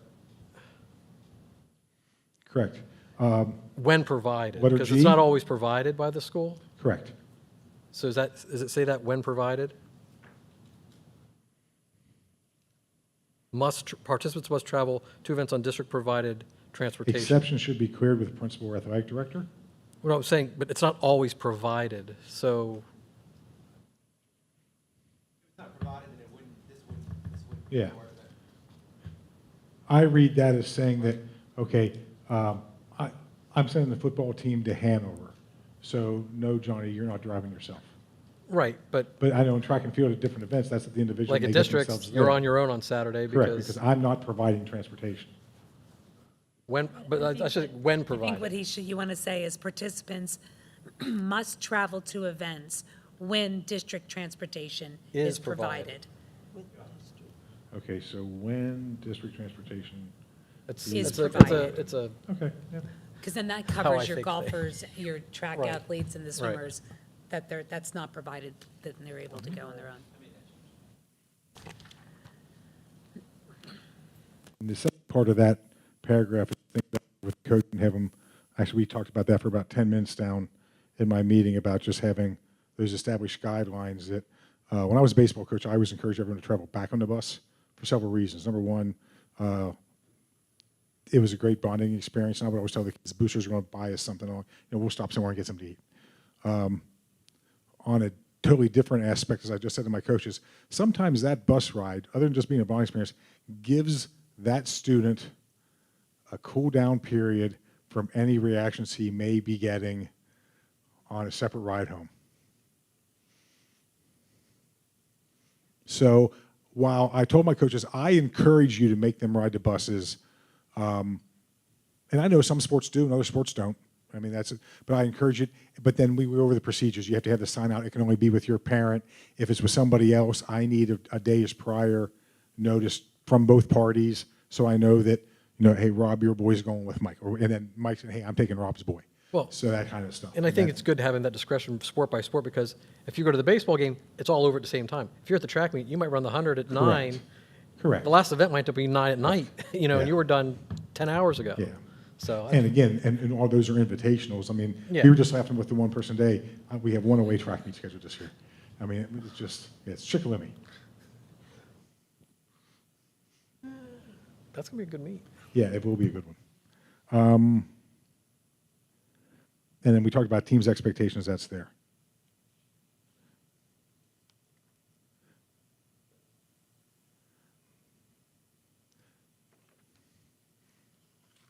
Some of these others weren't changed. I mean, as far as, the drug and alcohol and all those types of deals, we just talk, we just put in there the graduated tiers. And as one coach asked, and this is the same way with eligibility, coaches said, well, if we wanted to make it a little bit more severe, and the example was, okay, a kid on my team does drugs, can I just kick them off the team? Or do I have to go through this? I said, well, I would look at it this way. Eligibility says that the school can make eligibility more difficult, it can't lessen it. So if PIAA says you have to pass 4 credits, we say, no, you have to pass 5. That's fine. We can't undercut it and say you got to pass 3. So I told the coaches, if you put that in your written rules and it's known up ahead, if you do that's fine. Yeah, yep. And again, just so you know too, that's why next Thursday we have a mandatory parent meeting with all fall athletes.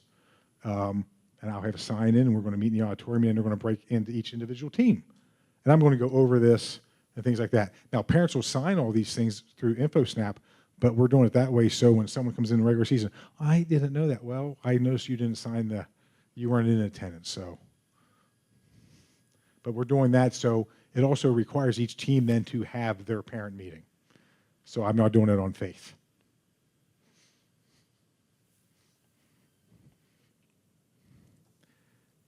Anything else down there through page 4? Sorry, this is dragging, guys.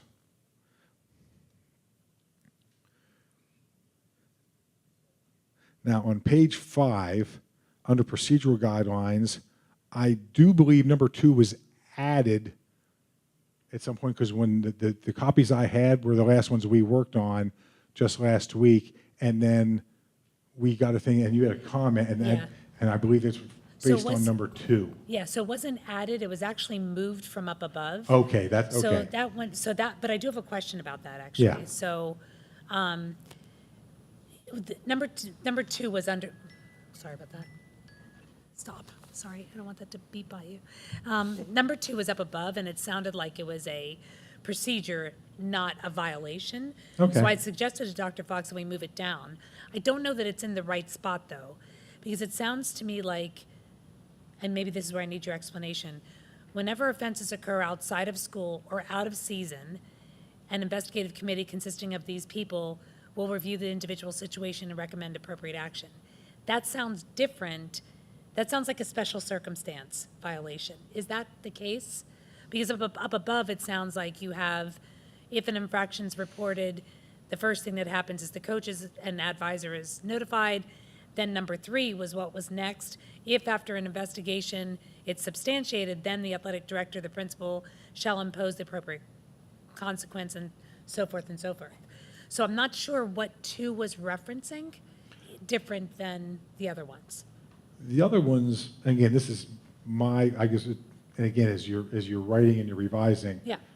my thought process and our thought process were, we're dealing with in-season athletes and, or it could be an athlete, but then those, or in a club or another activity, and then, you know, within that realm versus the student on a Saturday, not in season, not in a school-sponsored activity, I mean, those types of deals. Yeah, and I look at this as similar. It's a situation that we've got wind that there was an incident involving a student who participates in an activity, that it's blurry, and this group and needs to get together to figure out and piece together if there is a code of conduct violation or not, and what the circumstances surrounding that itself is.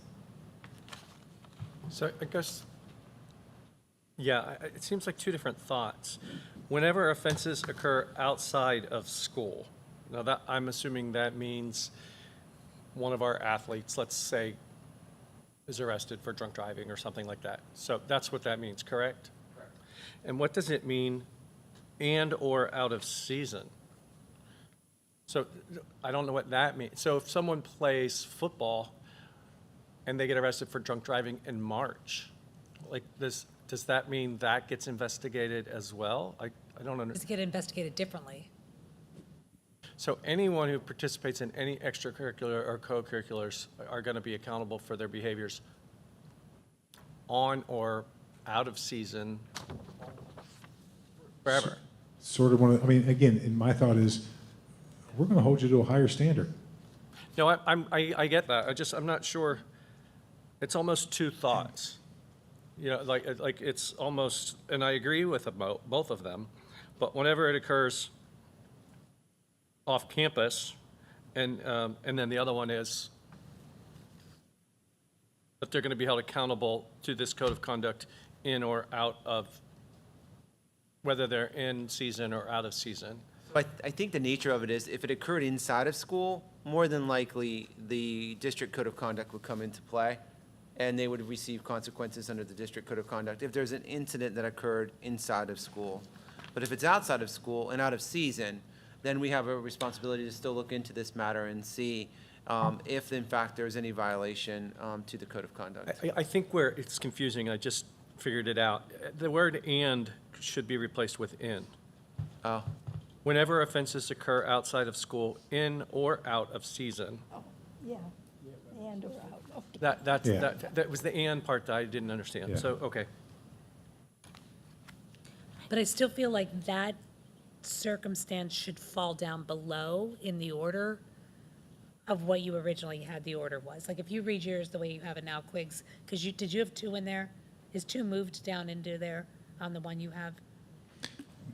This is the one That was 2 was updated. moved, yeah. Okay, yeah. Yeah. So originally 2 wasn't there. It went 1, 3, 4, whatever, down. Correct. 3 was 2, 4 was 2. yeah, I moved it there. So I'm thinking maybe 2 should move down below that normal order of chain of, not chain of command, but chain of, whatever, you know what I mean? The steps. Because that one seems to be, am I wrong there? Well, although I'm thinking 3 and 4 are after you look into it, where 2 would be, we'll review the individual situation and recommend appropriate action, and then 3 and 4 are based on the action. So 1 and 2 are leading up to 3 and 4. But sorry to belabor this. It sounds to me like 2 is a circumstance But these are just severe violations. which you, like you described, is a June drunk driving, and you're not even sure if it violates our code of policy, our code of conduct. In or out of season, yeah. It's heavy. So if that was the case, okay, so number 2, we find, you know what? That might be. Nothing there, so there's no Okay, recommendations for appropriate action. okay. Okay. Okay, so I just see 3 and 4 are responding to the, The recommendation of what Yeah, we decide. Okay, all of the right, fair actions. enough. All right. Yep, okay, that make cool. sense? Yep. okay, good. So can I go back to the scenario that Dr. Jones gave, that, because, and I don't think this would actually, and maybe it would be a scenario, but, because I think most of our students are multi-sport students, but let's just say we do have a football player. He only participates in We football. we have a lot of students that just do one sport. So, yeah, there would be. So just plays in football. Football season is over. And what I heard was that we would then hold him accountable to this far after the football season is over for something that he's not in an active sport, he's not in an active sport season, but we're still going to hold him accountable to a sport or a co-curricular code of conduct. Yes and no. Seems a little, to me, seems a little overreaching. You know, certainly, I think it also could be, and that's where your discretion kind of falls into play here. But I think here is somebody who, athlete activities, regardless, we are going to look into it, and if in fact that individual or student athlete or student in an activity doesn't participate in anything else, then this doesn't fall into play. Okay. So that's where that committee comes into play, and that group, and says this is not applicable. Well, it And, could- and for instance, in could number for the 1 next under year. consequences, about possessing, using, delivering, throwing that type of field, if you look at the second offense, it doesn't say athletics. Participation in all activities. So you may not be going to prom because it's extracurricular activities, and you're not going to be involved Or with senior trip or. West Side, or you may not be, so it doesn't just pertain to the sport they're playing.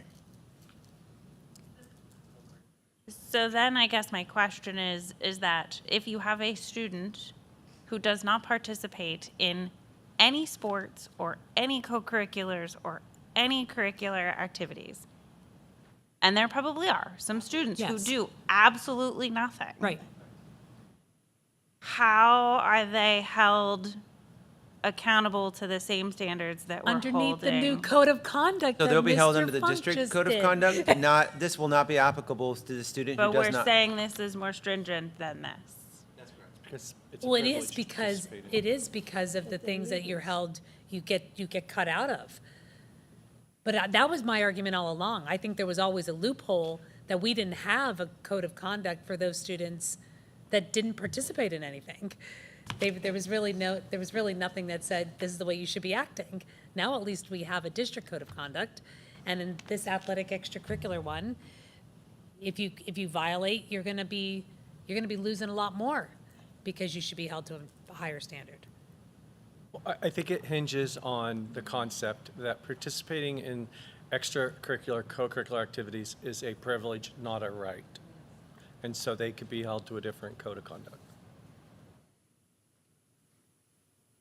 So just another point of clarification, because I know Dr. Fox and I massaged the wording on this just to make sure that it's what you wanted it to say.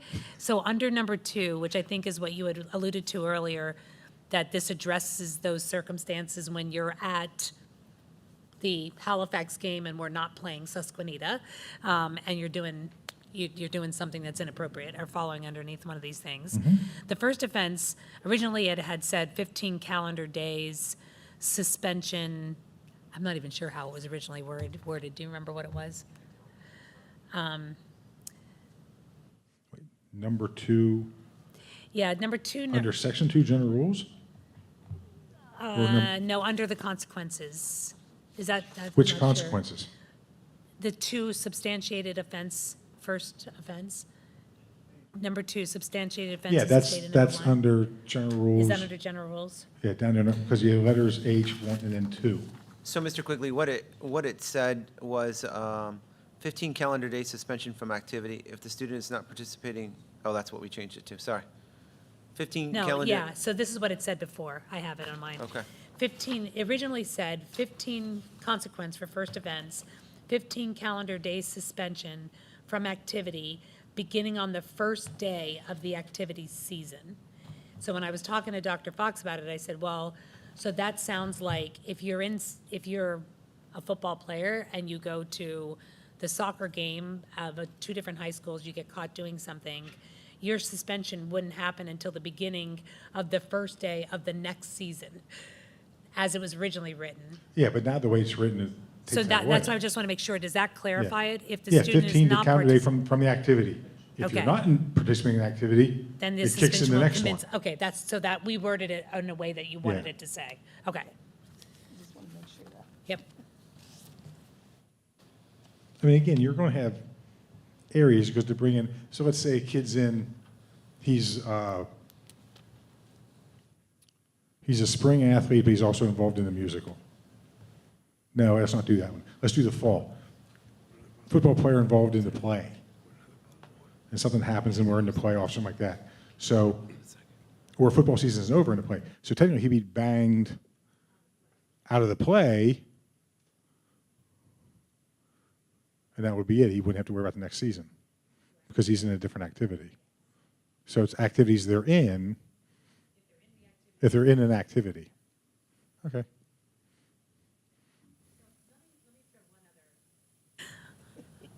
Red herring out well, here. well, before you do it, now I would like to add something in there, if from their established activity. So let me throw this out. What Because, if you I mean, are, because I had the scenario, it happened, I saw it, and this is, I won't, of course, no names or anything, but there was an incident where I know an athlete in a different district, when they had a drug policy, got nailed, and the offense, it happened during the winter season, the offense was going to be, he was going to miss his next sport, and in the meeting, it was brought up, too bad you're going to miss your spring season. The athlete says, I don't play spring season. You do now. okay, so let me throw this So one that's what I'm saying. out. So if we put that, make something that you have to be in that act. I mean, it's not like, so you have the fall player that, oh yeah, well, I'm joining the fall play right now. No, you're not, because you weren't previously in it. You have to be an active member, maybe, or something along those lines. Okay, so now this will add another hiccup maybe. So under number 2, because you're not, this isn't tied to you doing something in football or in field hockey or whatever. You are a football player, you go to the soccer game of 2 different high schools, and you are doing something that violates the policy. Which activity do you get suspended from? What if I say I want to get suspended from NHS? Should we say all? Yeah, that's what I'm saying. Is it all activities you're suspended from? Yeah. Okay, well, that's And right. that goes so- back to the point you made. I mean, because it was always based on athletics, and that's, so when we change it, we've got to make it all inclusive, so it's all activities. Okay. And again, this seems harsh, but I also think this will give student athletes a reason to say no, because they're risking a lot by participating in some of these basically illegal activities. And the first offense is not expulsion. The first offense, as I read it, is a suspension, referral to our student assistance team. We're going to get you some support. We're going to get you some help. So I think if we look at it from that standpoint, I think it's going to give our students an opportunity to make better choices.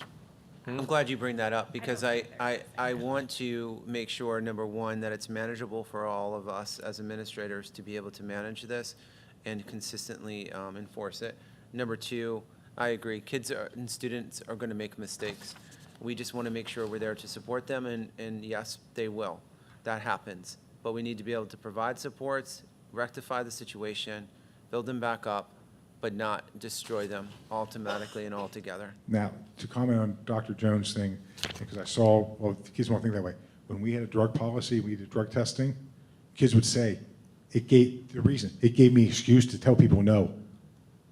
And kids, I mean, and they actively used it. Yeah. I agree with you. I think for some kids, it will be the motivation for them to say no. I think for other kids, if they really want to do it, they will try to find a way to skirt that's around society, it though. and not get caught. Exactly. that's our why I society. shook my head and said, as much as we would like it to be 100% global that everybody is going to say no, some personalities are just gonna be, Correct, but- I'm but- going to try to skirt it But that's until our, I but that's our, get that's caught. our country, that's the world, that's society's law-abiding citizens. I mean, that's, you know, I mean, that's like your front door lock. You lock your doors. Door locks only keep honest people honest. You know, that's what this is.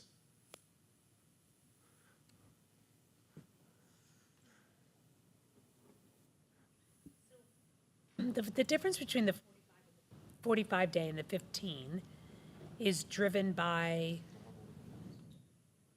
no, I mean, it's only, the difference is if 45 days is if you're in season and you're doing it at a school-sponsored activity. But if you're we not, at? it's 15.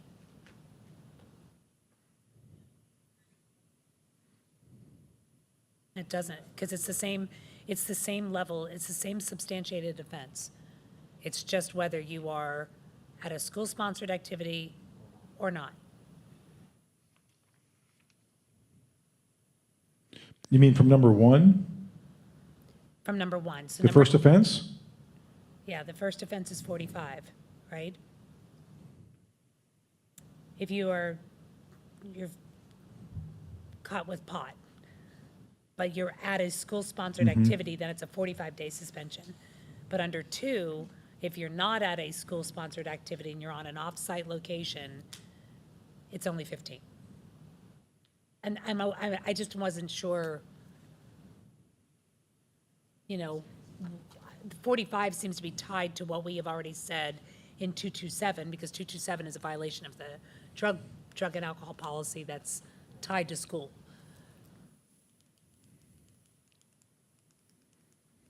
If I go to the Halifax Newport game, I only get 15 days. If it's a Susquenita Newport game, You get 45, correct. to me. Or if you're drinking out of uniform, or you're drinking in uniform. Right. Like if you're in uniform, you get banged more than if you do if you're not. Which makes sense, I get it, Yeah. but, I think someone said earlier, I mean, how far-reaching do you want it to be? Because Okay. the one is, you're involved with us. You're Yes. involved with school. and you're so- representing And the other Susquenita one or whatever, is, yeah. do you want me to be your parent when you're out Yeah, somewhere and I'm okay. not around? I mean, we want some consequence for you to represent yourself well versus, man, you're one of us now. I mean, but if you're at a school-sponsored event, now you're my kid. And as I read this, I don't think it's that different than what we've always done. It just is articulating it in plain language so that everyone understands it.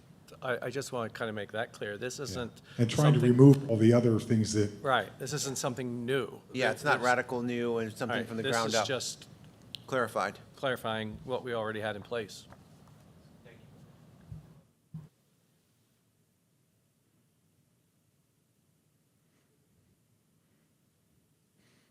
and I'm saying, I'd just like to say just real quick too, this is also the thing, I mean, we're sitting here and not nitpicking things, but we're talking about things that might occur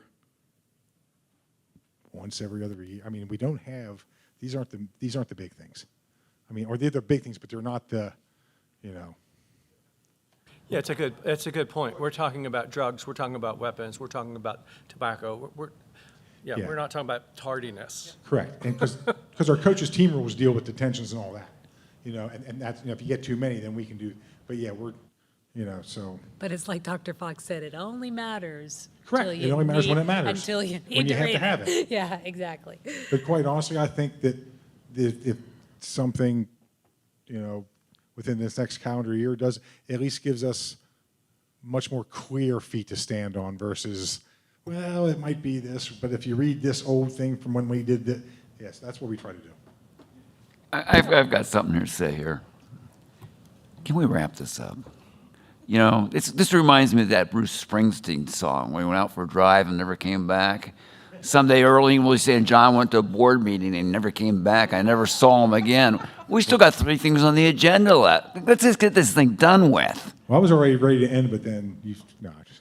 If you sing that song, John, then maybe we'll move on. So just to drive John Rubish out of his mind, I'm going to ask one more thing.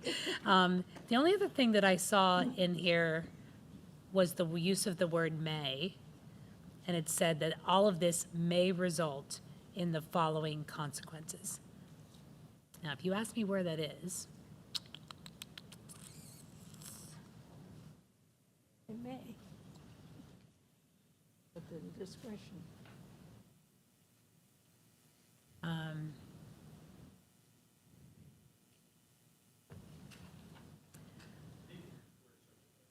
yeah, I guess I'm just wondering if the use of the word may allows you to not have to do anything in here. What are you guys doing the next stuff? I'll read through and see if I can find it. Yeah.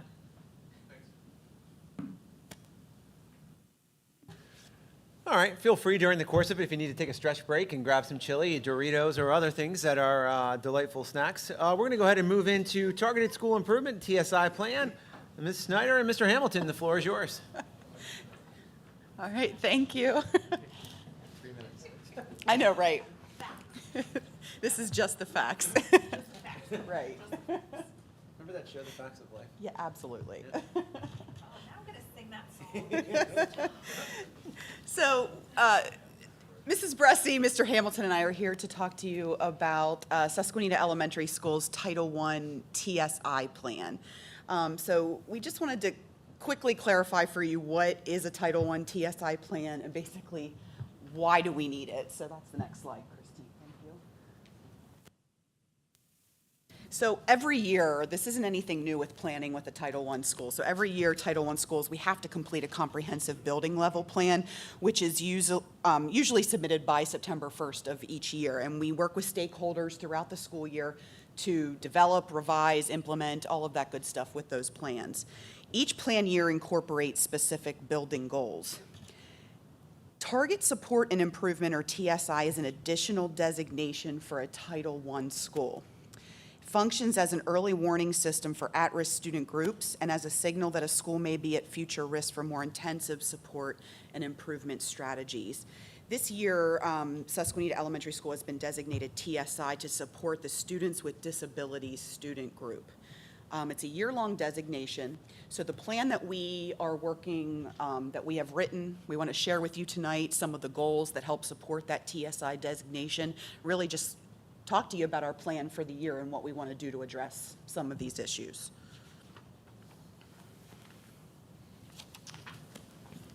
So if you take a look at this next slide, this the elementary school's TSI indicators for math and ELA combined. It says the students with disability student group achievement is at a 10.96%, which is below the statewide average achievement rate of 36.23.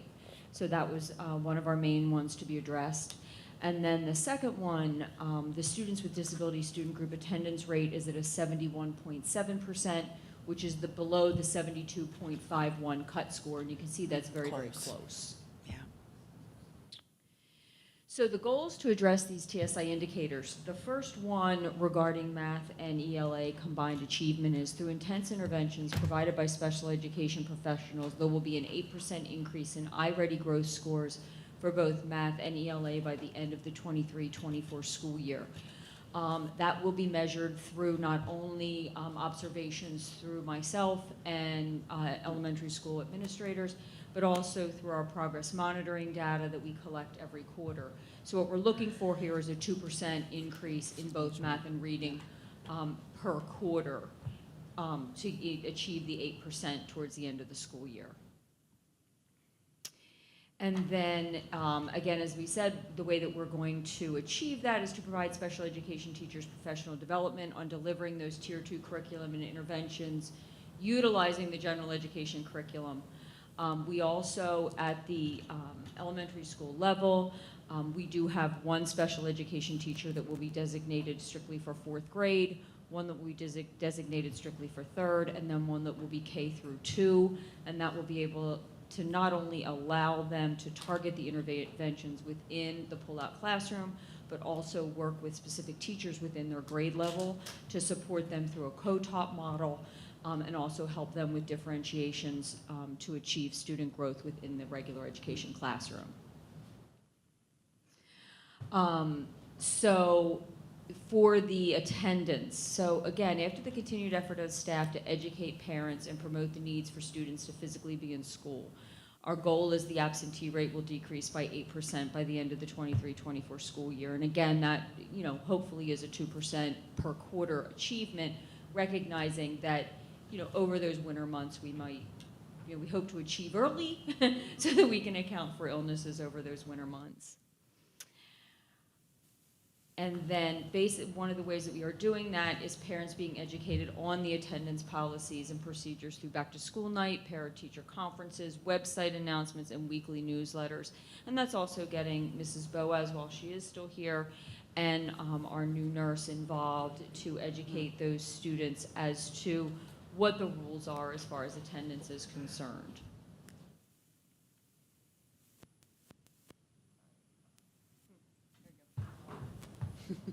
All right. Each dash on that road is an action step, so buckle up. No pun intended. All right.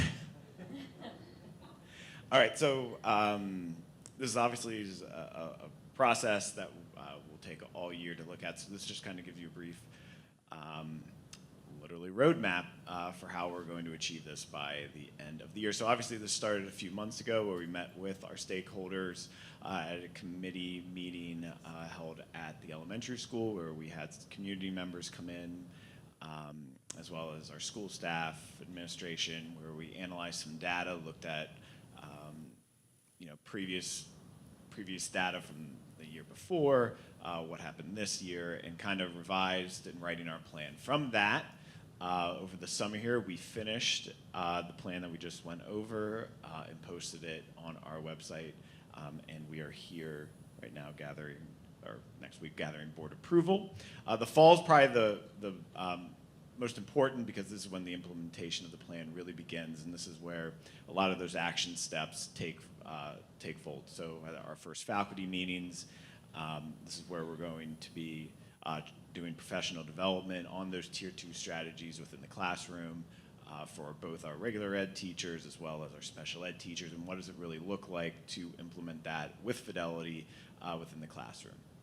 Likewise for the other one, in our attendance piece, communicating with parents at back to school night, at our kindergarten orientation, teacher conferences, and really getting, as Dr. Fox said, getting that attendance piece out as many places as possible to understand the importance of attending school and in-person learning.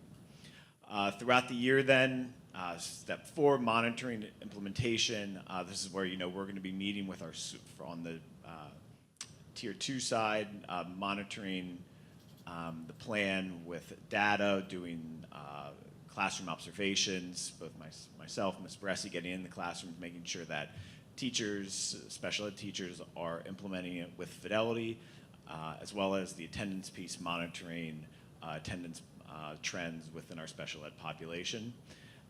Step 5, as we get towards later in the year, we're going to continue to gather that data, see where we are. As Ms. Bressi said, hopefully some of this we can meet, we're meeting those goals, hopefully early on in the year, but we'll see where we are, make adjustments as needed, have interventions, provide those attendance meetings with parents if we need to, and then finally in spring 2024, see where we are and work with our stakeholders, gather more information, the data that we collected throughout the year, and revise the plan for the following year, and see where we are and see what our next goals will be.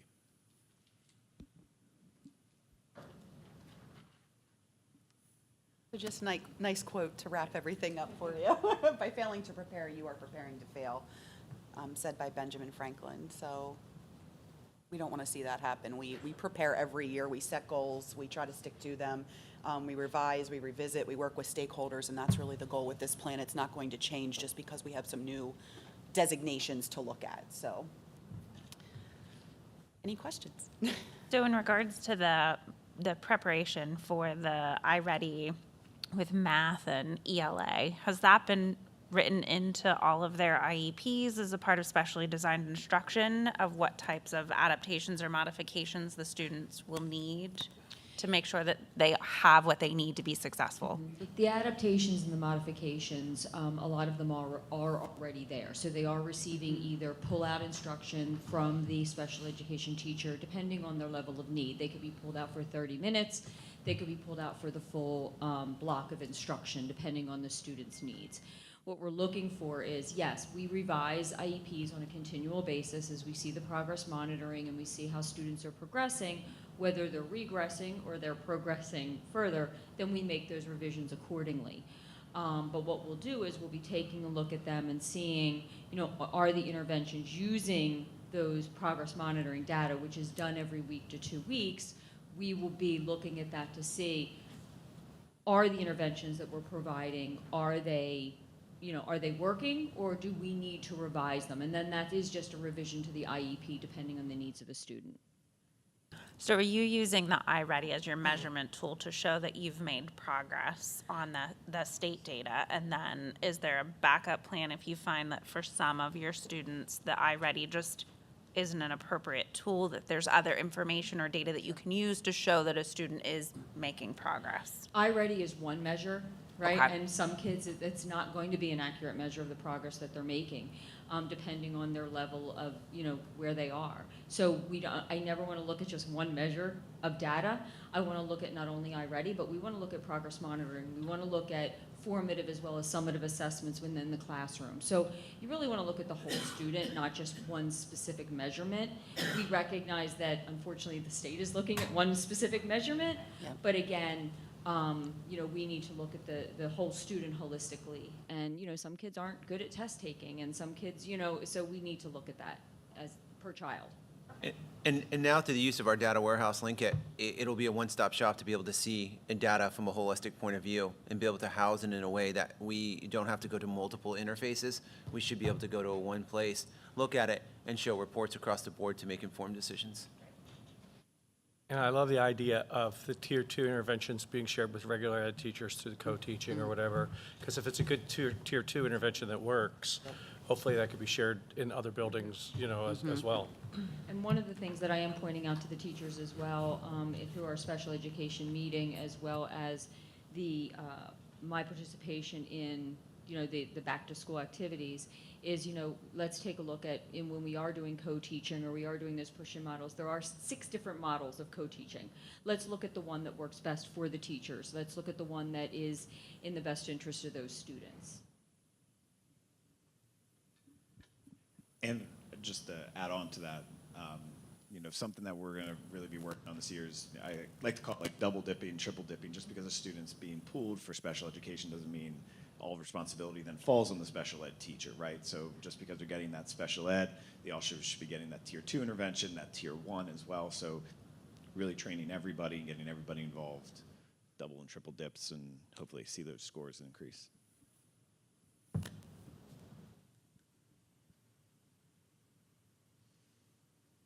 All right, nice job. Thank you very much. Let's go ahead and roll into 4-year updated facilities plan. Again, there are refreshments available in the other room. I will not be offended if you like to get up, stretch your legs, and grab some.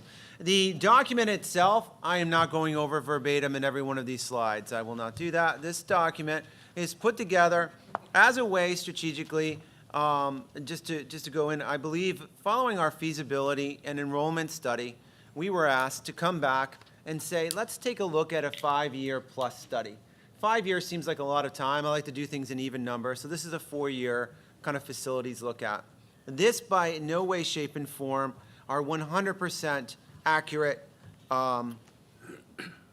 numbers that are on here. These are cost estimates using references that we know, references that were provided, references that are available on the internet, and the best available numbers that we could. These could be high and these could be low. These are just references to earmark what they may be as a rough estimated cost. We only know, again, timing of a cost makes a big difference when you add something or remodel something. Availability makes a big difference. Scope of work also makes a big difference, right? And All of those elements play into it. So let's go ahead and look at the purpose of this plan. Again, this is inclusive nor exclusive. It's really designed to allow us to further conversations and really, again, strategically to talk about the needs of our buildings and allow us to have fiscal planning as we move forward. This plan was designed from our enrollment study and provided from feedback from staff administrators. And we conducted walkthroughs through the buildings numerous times, as well as taking a look at the final report from our mechanical, electrical engineering feedback that also came from that enrollment study that we spent several months hearing and working with the architecture firm. So this is, again, to provide us a guide. This is not, and things can move, this is not hard, fast, and steady. But I think, as Ms. Snyder's last quote on Ben Franklin, preparing and preparation allows us that idea to have a conversation of where we're at and to strategically place things. Doesn't mean in 2 days something else could happen that makes this a moot point and we need to go to a different route. But this is just what it is, a plan of action. Year one, and that's this year, looking at 23, 24, just some things that we want to do. As we're looking to add some banners across Black Hawk Boulevard, you'll see the stanchions or poles are still there along the light posts as you come, but adding about 9 as you come up through to give it a little pop and pizzazz, to put our S-Claw logo up from branding, and again, to utilize the hardware that's already there. Not a tremendous amount of money being applied to that, but yet, again, from an aesthetics point of view, should help overall. Looking at landscaping, trimming, and stone around our buildings. If you look around, there are some trimming that needs to be done. Some of our landscaping also needs to be trimmed up as well. And the stone around the building should help maintain some of the weeds that may creep in, and it may also protect some of the dry vitteriferous around the high school area. And this is a very, very large building when you look at the size from the gym area all the way to what we would call the Perdix wing down by the start of the cross-country course. Power washing the buildings, our team has done a tremendous job. If you look at the elementary school from Route 15 or State Route, when you look the back side of it, it looks like a brand new building. They've spent months working outside, power washing. It's been phenomenal. And now they moved over to the middle school, have that one about 99% done, and then they're going to move over to the high school area. High school, we got to be a little more careful with because the high school is made of that dry vit material, a little softer, and is going to require a little bit more TLC approach to it. And we're hopeful that through the chemical agent, we should be able to remove some of the green spots, but we're not sure. In a trial error, it's caused some discoloration. So we'll watch that very carefully and make sure that it does not. And if it does, then we've got some planning to do and some other further discussions. The next, and I'll get to in a previous or a future slide coming up, is to replace the stadium quartz lights with LED lights. The quartz lights, while on, sometimes feel like they're faded and dimmed. And that fading and dim approach is just the nature of these lights, period. We've changed several out, and we've changed several out a couple of times. The drivers of these lights are what are hard to get right now, and they're approximately about $200 a piece, and every light has a driver on it. That's when you look at the backside and you see that thing that looks square, that's the driver to it. The ballasts also need to be replaced every time there's a light. The LED lights do have ballasts within them. There's a warranty established with it, and we believe we can get a 50% at minimum energy return cost on these lights. Yes, sir. What's the life expectancy average, between? Yeah, absolutely. I believe the LED lights, I'm hearing 15 years. There's a 5-year warranty on them. The other big advantage with LEDs, if you go out there and look now, you can tell which ones are replaced. Because LEDs never dim, they just go. So it's real easy. Like if you look at, if you were at graduation without bright, dull. That's what you don't have with LEDs. And with LEDs, they would all be bright.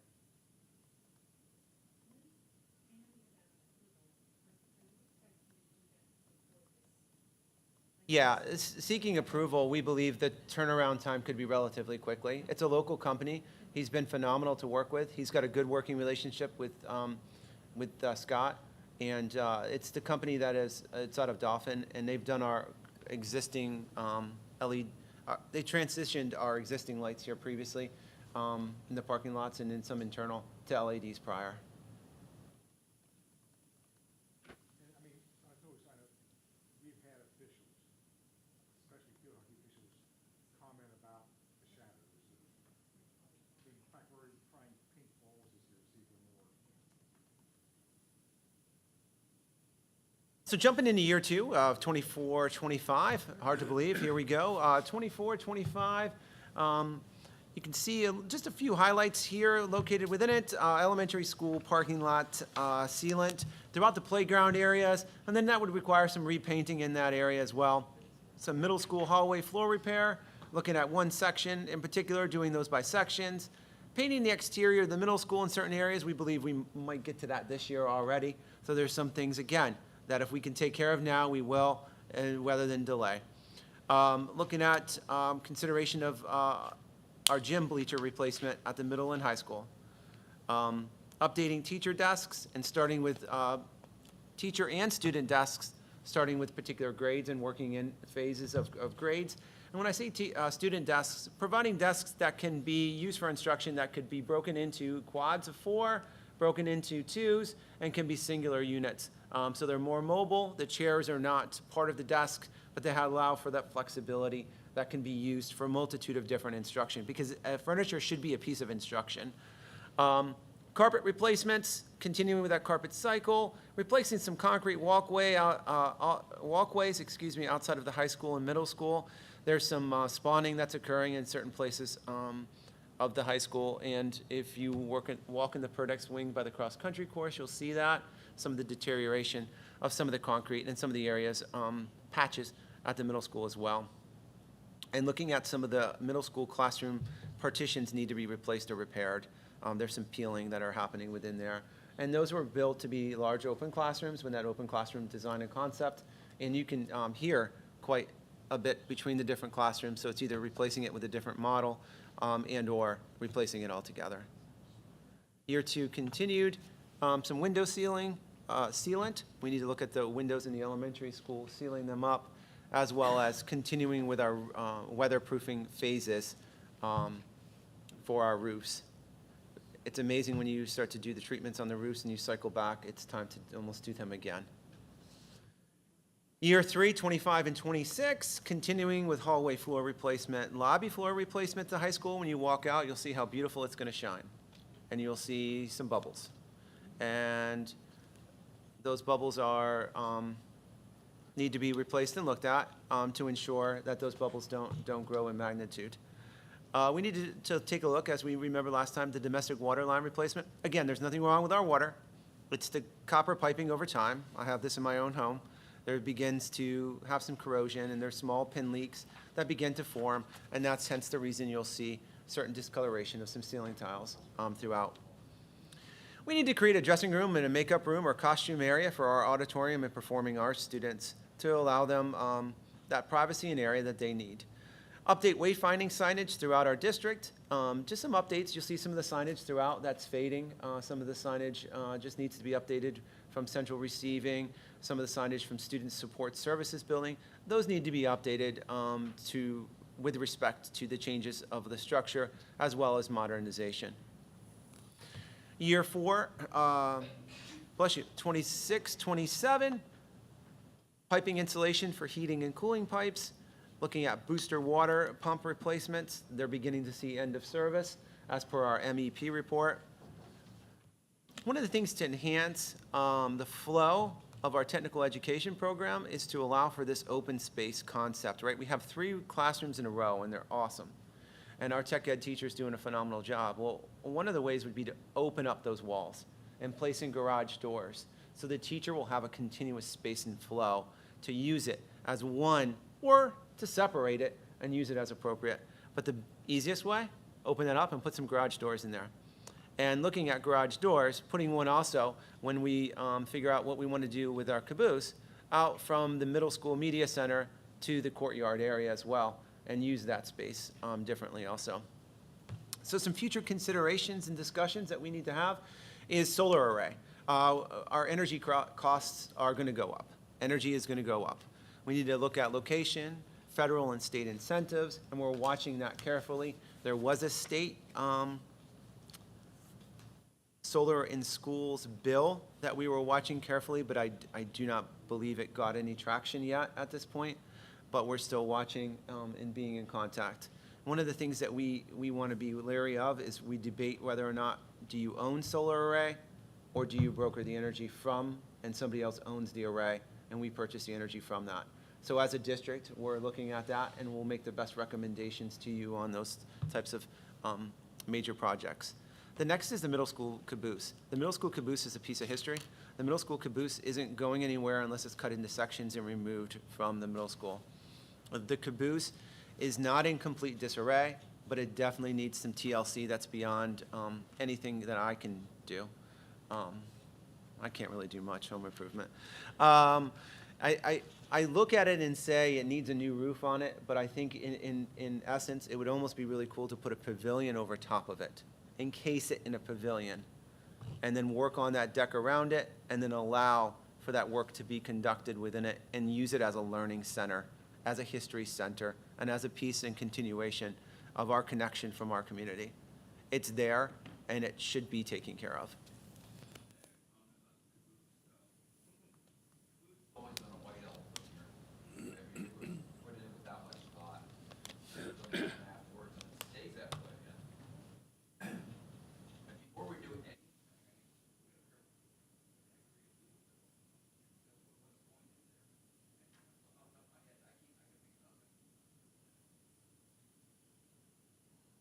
Yeah, I certainly believe it could be an incredible learning center for our younger students to come up and visit. I think we could do some really interesting things with some QR codes to change up the history within it of our local community. I think we could partner with the Historical Center to see if they would provide some artifacts in there and rotate those on a regular basis. I could see it being used as a small meeting room, especially if we built the deck out, that people could go outside and use the deck in a learning in an outdoor space. I think it could be a pretty neat classroom and a sense of pride. If we are not committed to anything of it, I say we get an estimate of removing it. So that could come down to decisions, but we're going to have to do something because it's going to deteriorate, and we don't want it being an eyesore in the middle of our really nice middle school. And to remove it, I believe it will need to be extracted into sections, and those sections would need to be either removed via crane or other way. Would it cost anything to get an estimate to remove it? Because it's in really bad shape. Sure, I could reach out to High Steel, maybe, would be the crane operating provider that I would know of to see what it would cost to remove it. I mean, I would be in favor of doing that. We've talked about the caboose for as long as I can remember. And it's, I don't know, it would take quite an investment to turn it into something. It's very cool, but it would take quite an investment to utilize it. Would it be possible to contact the Pennsylvania Historical Society? Because there are times I know that military will help them move things, like because of the historical thing, whether they bring in a key or lift it or whatever, but it would be, instead of private thing, it might go through, they might want to preserve it and say, well, find a way to get it out of there. It's not about pieces, because it's going about pieces. You might be able to contact, like if you know somebody through the Historical Society, they might be able to use the Army National Guard, the PA National Guard, and they can use it as a training exercise, and they would use a Chinook to use that as an exercise. Or it might make a really good athletic director's office.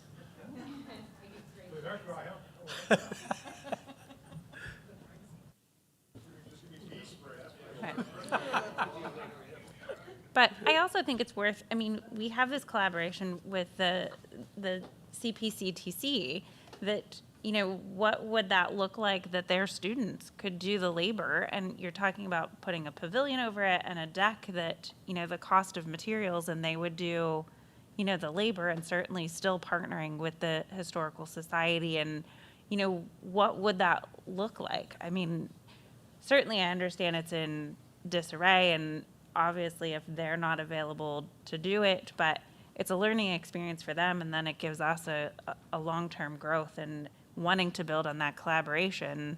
Why not? It's a win-win. They get the experience and we get the benefit of having something that we need. Oh, okay, I'm going to say this, okay, and just hang on here, okay? Don't everybody crack up at the first line. The ideal thing for that caboose would be to have a bar in it, which obviously we can't do. But could you put a restaurant in of some sort, then the novelty would draw people in? You have to take advantage of it and make something novel out of it. People want to go do, because it's just so unusual. If it was at high school, we'd put a coffee bar in there, it would be awesome. Yeah. Seriously. Have some of our life skills kids man it.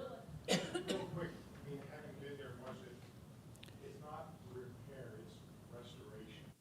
I mean, it's not, because it is an historical thing. I mean, you've gotta, it's not, oh, we'll just put a new, it's a different kind of renovation. I mean, it's not just, hey, we'll put a new floor, well, it's not.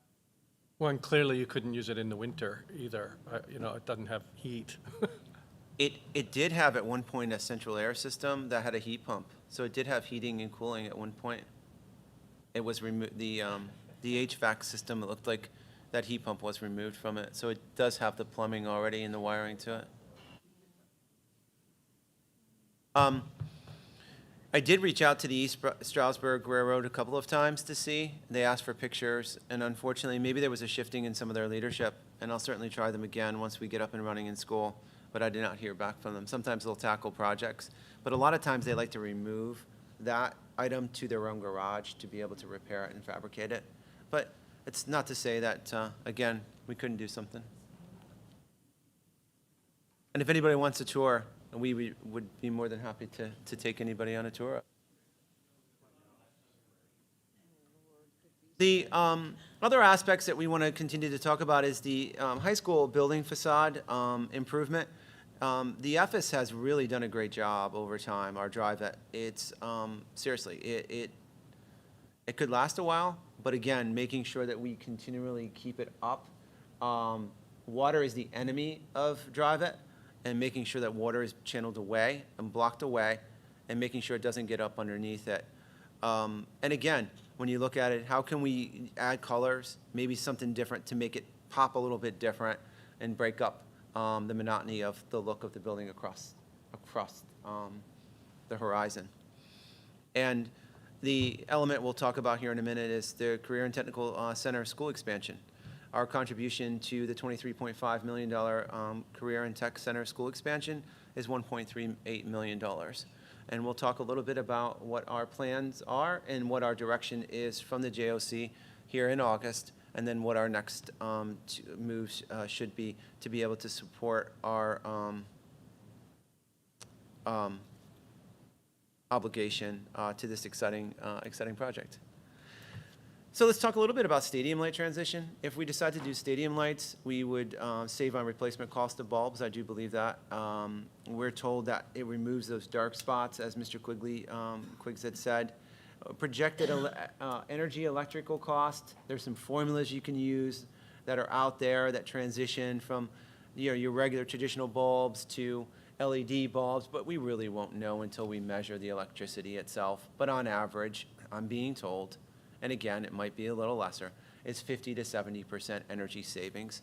And the thing that concerns us the most is that the light, the drivers, and not necessarily the ballast that I put here, but the light drivers need to be replaced with the light bulbs, and they're being expensive and difficult to find. Here's what the light transition would look like. CoStar's vendor is Hornings Industrial.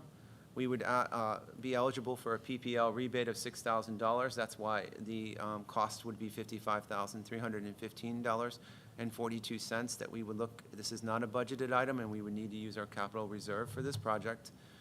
Other quotes we received from transitioning to full LED lights was a lighting manufacturing company that we're going to replace the whole stanchions and add additional electric. That was $274,000, and one that was about $266,000. That honestly is phenomenal lighting company as well, and they've lit many a Super Bowl stadiums, and they also will do quite the light shows for people. But really, what we're looking at is transitioning A to B taking bulbs and replacing bulbs and ensuring that the brightness and quality and illumination is proper for our field.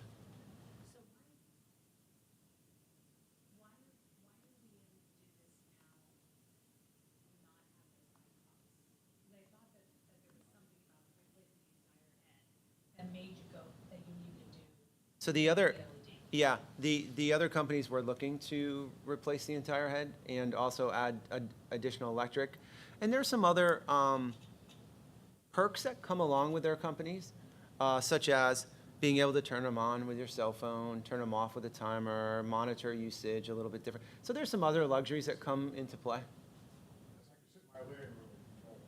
But there's not an issue of putting these LEDs in where you're putting the or whatever that diminishes the light of the LED. I thought there was something about that when you looked at it. By using the generator. If you adjust, put an LED bulb in with our current drivers.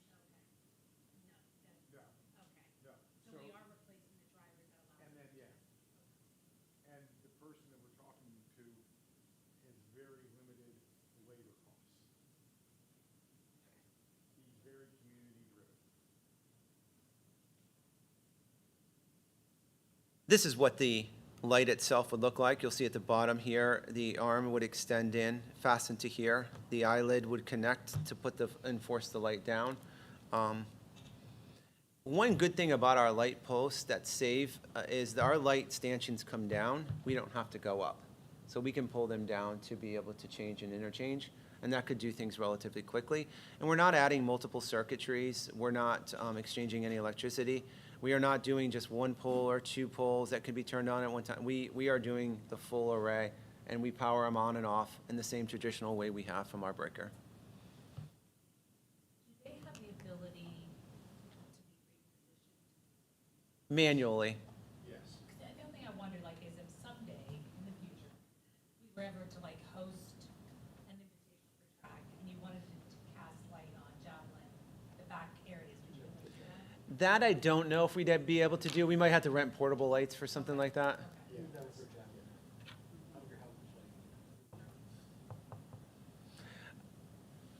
So our next steps certainly would be to continue to add, look at these repairs, enhancements, and replacements each year.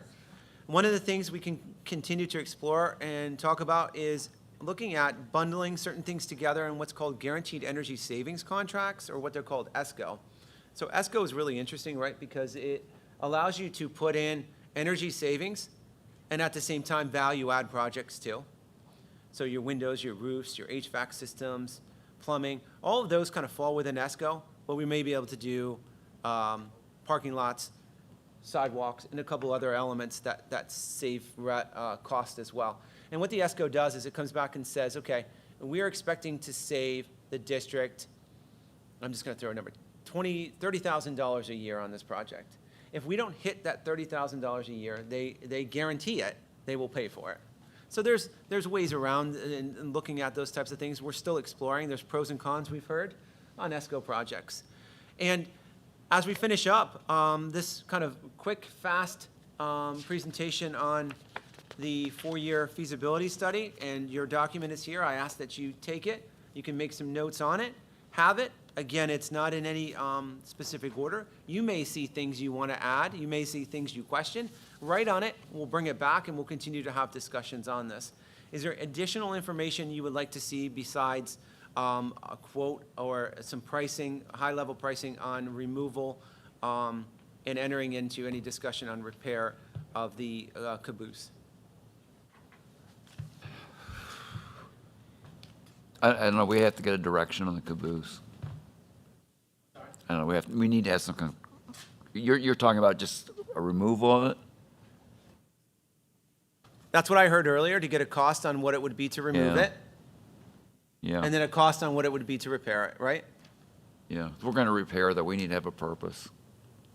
And I'm not seeing it off the top of my head.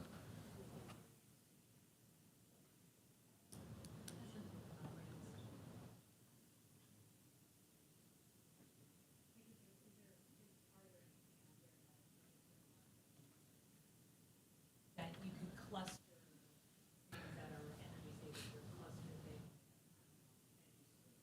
Sometimes there's grants.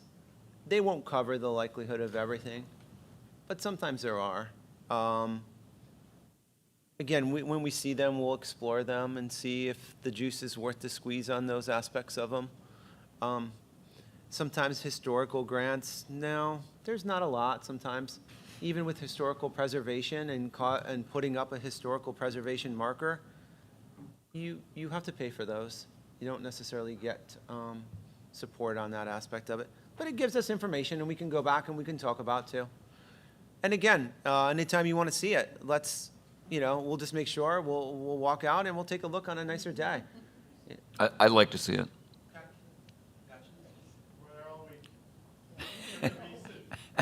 Bring what? Okay.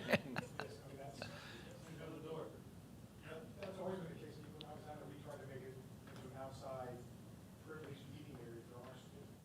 But I've heard just right back in, it's like, hey, it was small.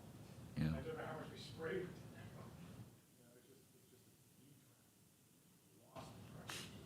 Yeah, that's not, the wood inside's rotten. I mean, it's in bad shape.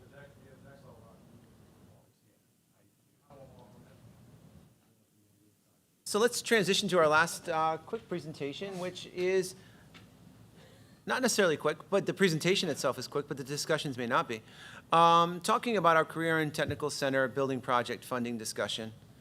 A little historical background. Cumberland Perry Career and Tech Center, through the Joint Operating Committee and the modifications of the Articles Agreement approved by all boards of the member school districts, agreed to expand the Career and Tech Center with a building cost not to exceed $23.5 million.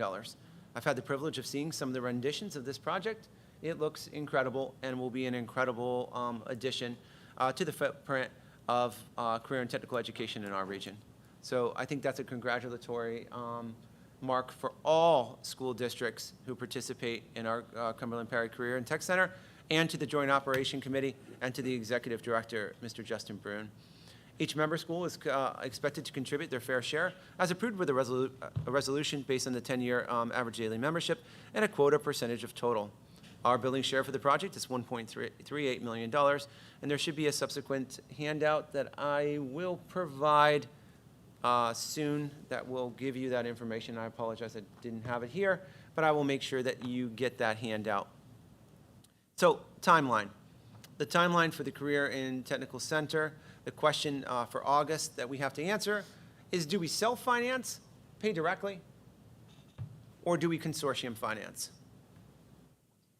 That's the question on the table. The only question we need to ask and answer for August 31st. Well, like any question, there's complexities to each one. It's not as simple as just answering A or B. I'm sorry, what's August, why is August 31st important?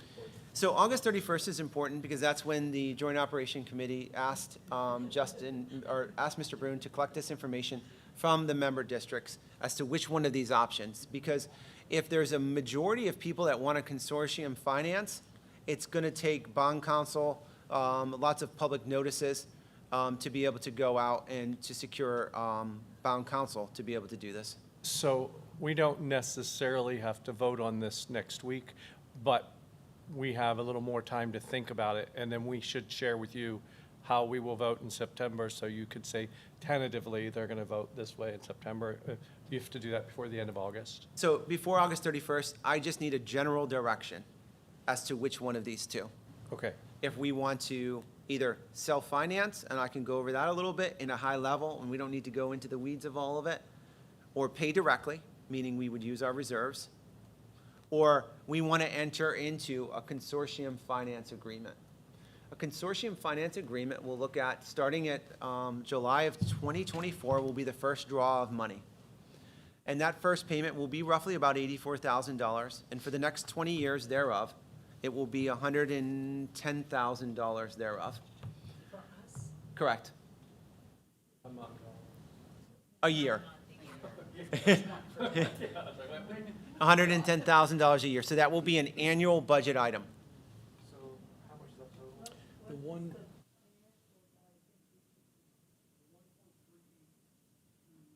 sorry, the $1.383 million, our investment over the 20 years, would cost $2,300,000. So you would be paying interest of $916,000 in interest. Could you repeat? I'm having trouble hearing. Could you repeat the whole thing? Sure. The Susquenita District investment is $1,383,696. Based upon the payment structure, the total of the payments over the 20 years would be $2,300,611. The interest expense would be $916,000. That's if we go with the consortium. Correct. So cutting to the chase. So we self-financed and we rolled over another 2.2 added on to our thing. I'm glad you asked that question. We could take care of this and add on some things for the extra $100 or extra $900,000. We'd still be no further out money than we would have been over 20 years. It's almost like you read my mind. Hey. Thanks for asking the question. So if, and I spoke with the gentleman today. Mr. Remy. Yes, and so if we were to finance $2,250,000, the total of our payments would be $2,418,000, would be $168,000 of interest over the 2-year period, and it would allow $816,000 to be used for projects or whatever you wanted to do. So what's interesting about that, though, is that interest is a whole lot higher than when we did the field. The present wrap we have is at 1.15% interest. We got a really good deal at the time. We came in at the right time in the market. Now, on the flip end, I was saying this, we were talking about this the other day. While I complain the interest rates are high to borrow money, I'm not complaining when we invest and we're getting a pretty solid return. So I complain either way. So, do we, if we did the wrap, are we also not looking at having to get into that loan right away? Or do we have until next year, 2024, which would have been the first draw on the consortium? There would be some time involved in setting up the loan. They put it out and banks bid and say this is the interest rate that we will charge. And the interest rate that I quoted you for this wrap was at 4.5%. But the other thing too, when we did the field, was we didn't start paying that interest until we drew it. So even if we were to have the loan in place, could we get that same kind of terms? I think the only concern is we didn't draw on it because we weren't building and we were still in the stages of it. Here, we need to draw down early because Cumberland Perry is going to want to start with their building project and collecting their proceeds needed to begin with July of 2024. No, that's what I'm saying, Oh, right? sorry. So we're all, oh, that's that. Yeah, that's the end of this year coming up. What month are we in? No, We we're in can 2023. potentially. We still got a year yet, We right? could potentially take our tight wrap money and we can invest it, draw down what we need to make our Cumberland Perry payments, yes. While still investing that money and collecting the interest while we're paying off our interest rate. So technically, depending, it could almost be a nexus. Yes. But I guess what I'm asking is, will we have to, for the 1.38 million on the wrap, if we don't have to draw that, say we close the loan in December. Yeah. And we don't draw on that until July. Right. To give to CPCT, TC, Yeah. do we not have to pay the interest on that because we haven't drawn it? Sort of like a construction. It's a really great question, would have to look into. I don't I have thought that that answer. that's how they had framed the Depends on how terms we of could- the other one. I think Mr. Remming does a great job, and he'd be able to, we'd have him come in and present what that potential tight wrap would be for us. The way that the information I just presented to you, we would be making interest payments as it goes along. So if we could structure different, our interest expense would go down. Yeah. This says no more than another year. Would it make a difference if we decided to go more than 1 year? Would the interest rate change? You know, that's a good question, too. The reason why I ask that is, I think this board has to have a conversation and make some tentative decisions on what we're going to do in 2 years when our debt structure is zero. What this, oh, I'm sorry, I don't mean to cut No, you that- off, I apologize. I think what this does do from a debt structure coming off perspective is it buys us, one of the things I always said here is I don't want you to ever feel pressured to make a decision quickly. And I understand a year isn't necessarily a long time pressured, but it is when we think of needs and we continue to investigate needs and have discussions based on those needs. It buys us another year of figuring out what we need to do and want to do, because that debt isn't coming off, and that's not always a bad thing either. And that gives us another time to be able to reinvest in some areas where we need to, and at the same time gives us time to do a full analysis of what we want to do. So whether it's 1 year or more years, we think that will affect the interest rate? I can't unfortunately predict that. I think interest rates are high right now. When I ask him to structure it the same way the present wrap was done. I didn't go into any other variations of it.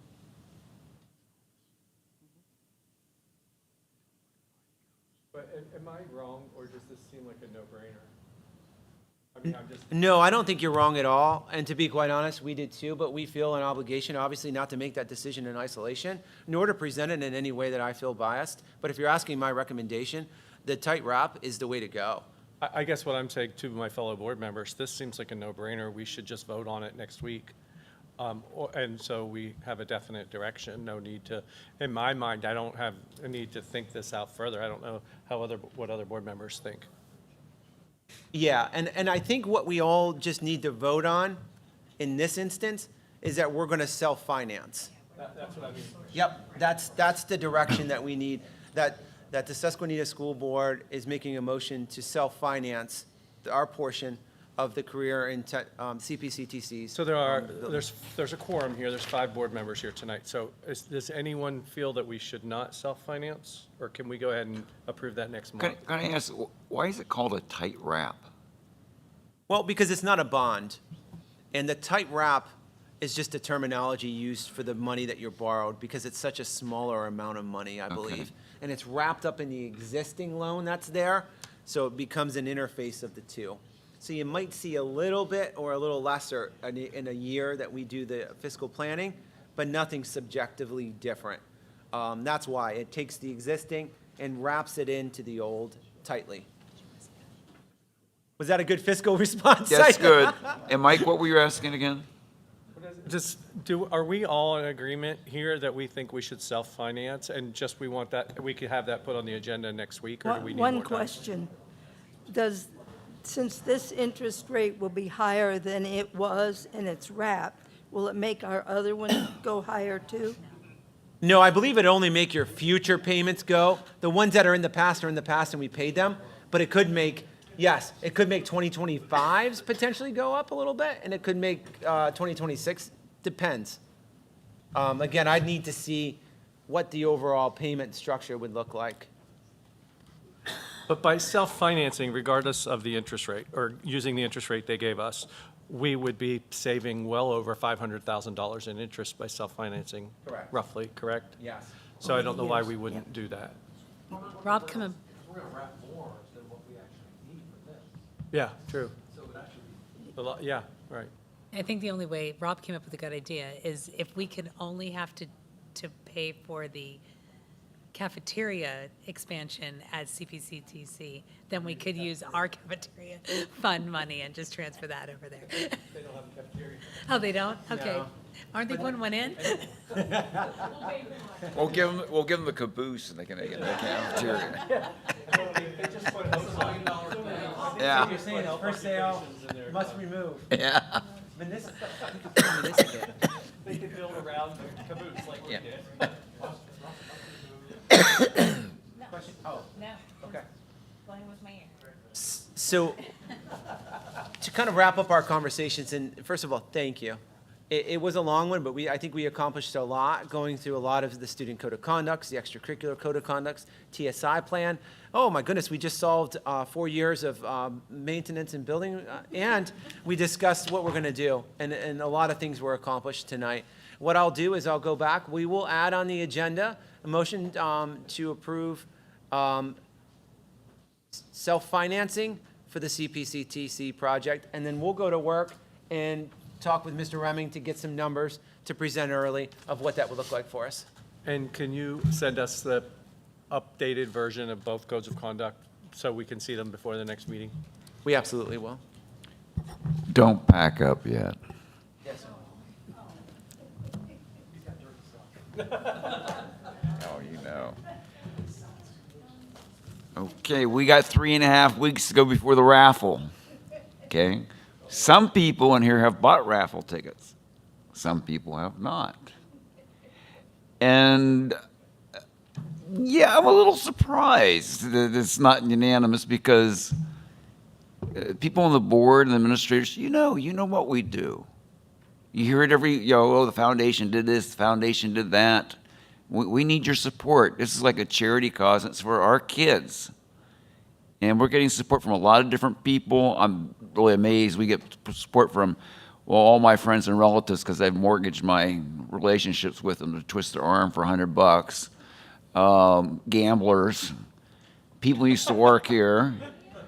And for some people of a certain age here, you need to know that we got one bought by Nancy Valdez. Now, for you folks from that era, are you going to be able to look at yourself in the mirror knowing that Nancy Valdez bought a lottery ticket and you didn't? Shame on you. So I have them here tonight. I can take electronics. I can take check. I can take money. I will be here next week. Support your students. Venmo? Thank you. Tell you what, that's pretty Yes. good. Let's give it up to him. That's pretty good. Tomorrow. John, do you need more help with the Marysville Carnival with Blackhawk Foundation? I think we're okay on maybe one person on a Friday night. Let me check and see what it's like. Mary Ellen Brown has been helping out too with people. So last night we had more than we needed. So, yeah.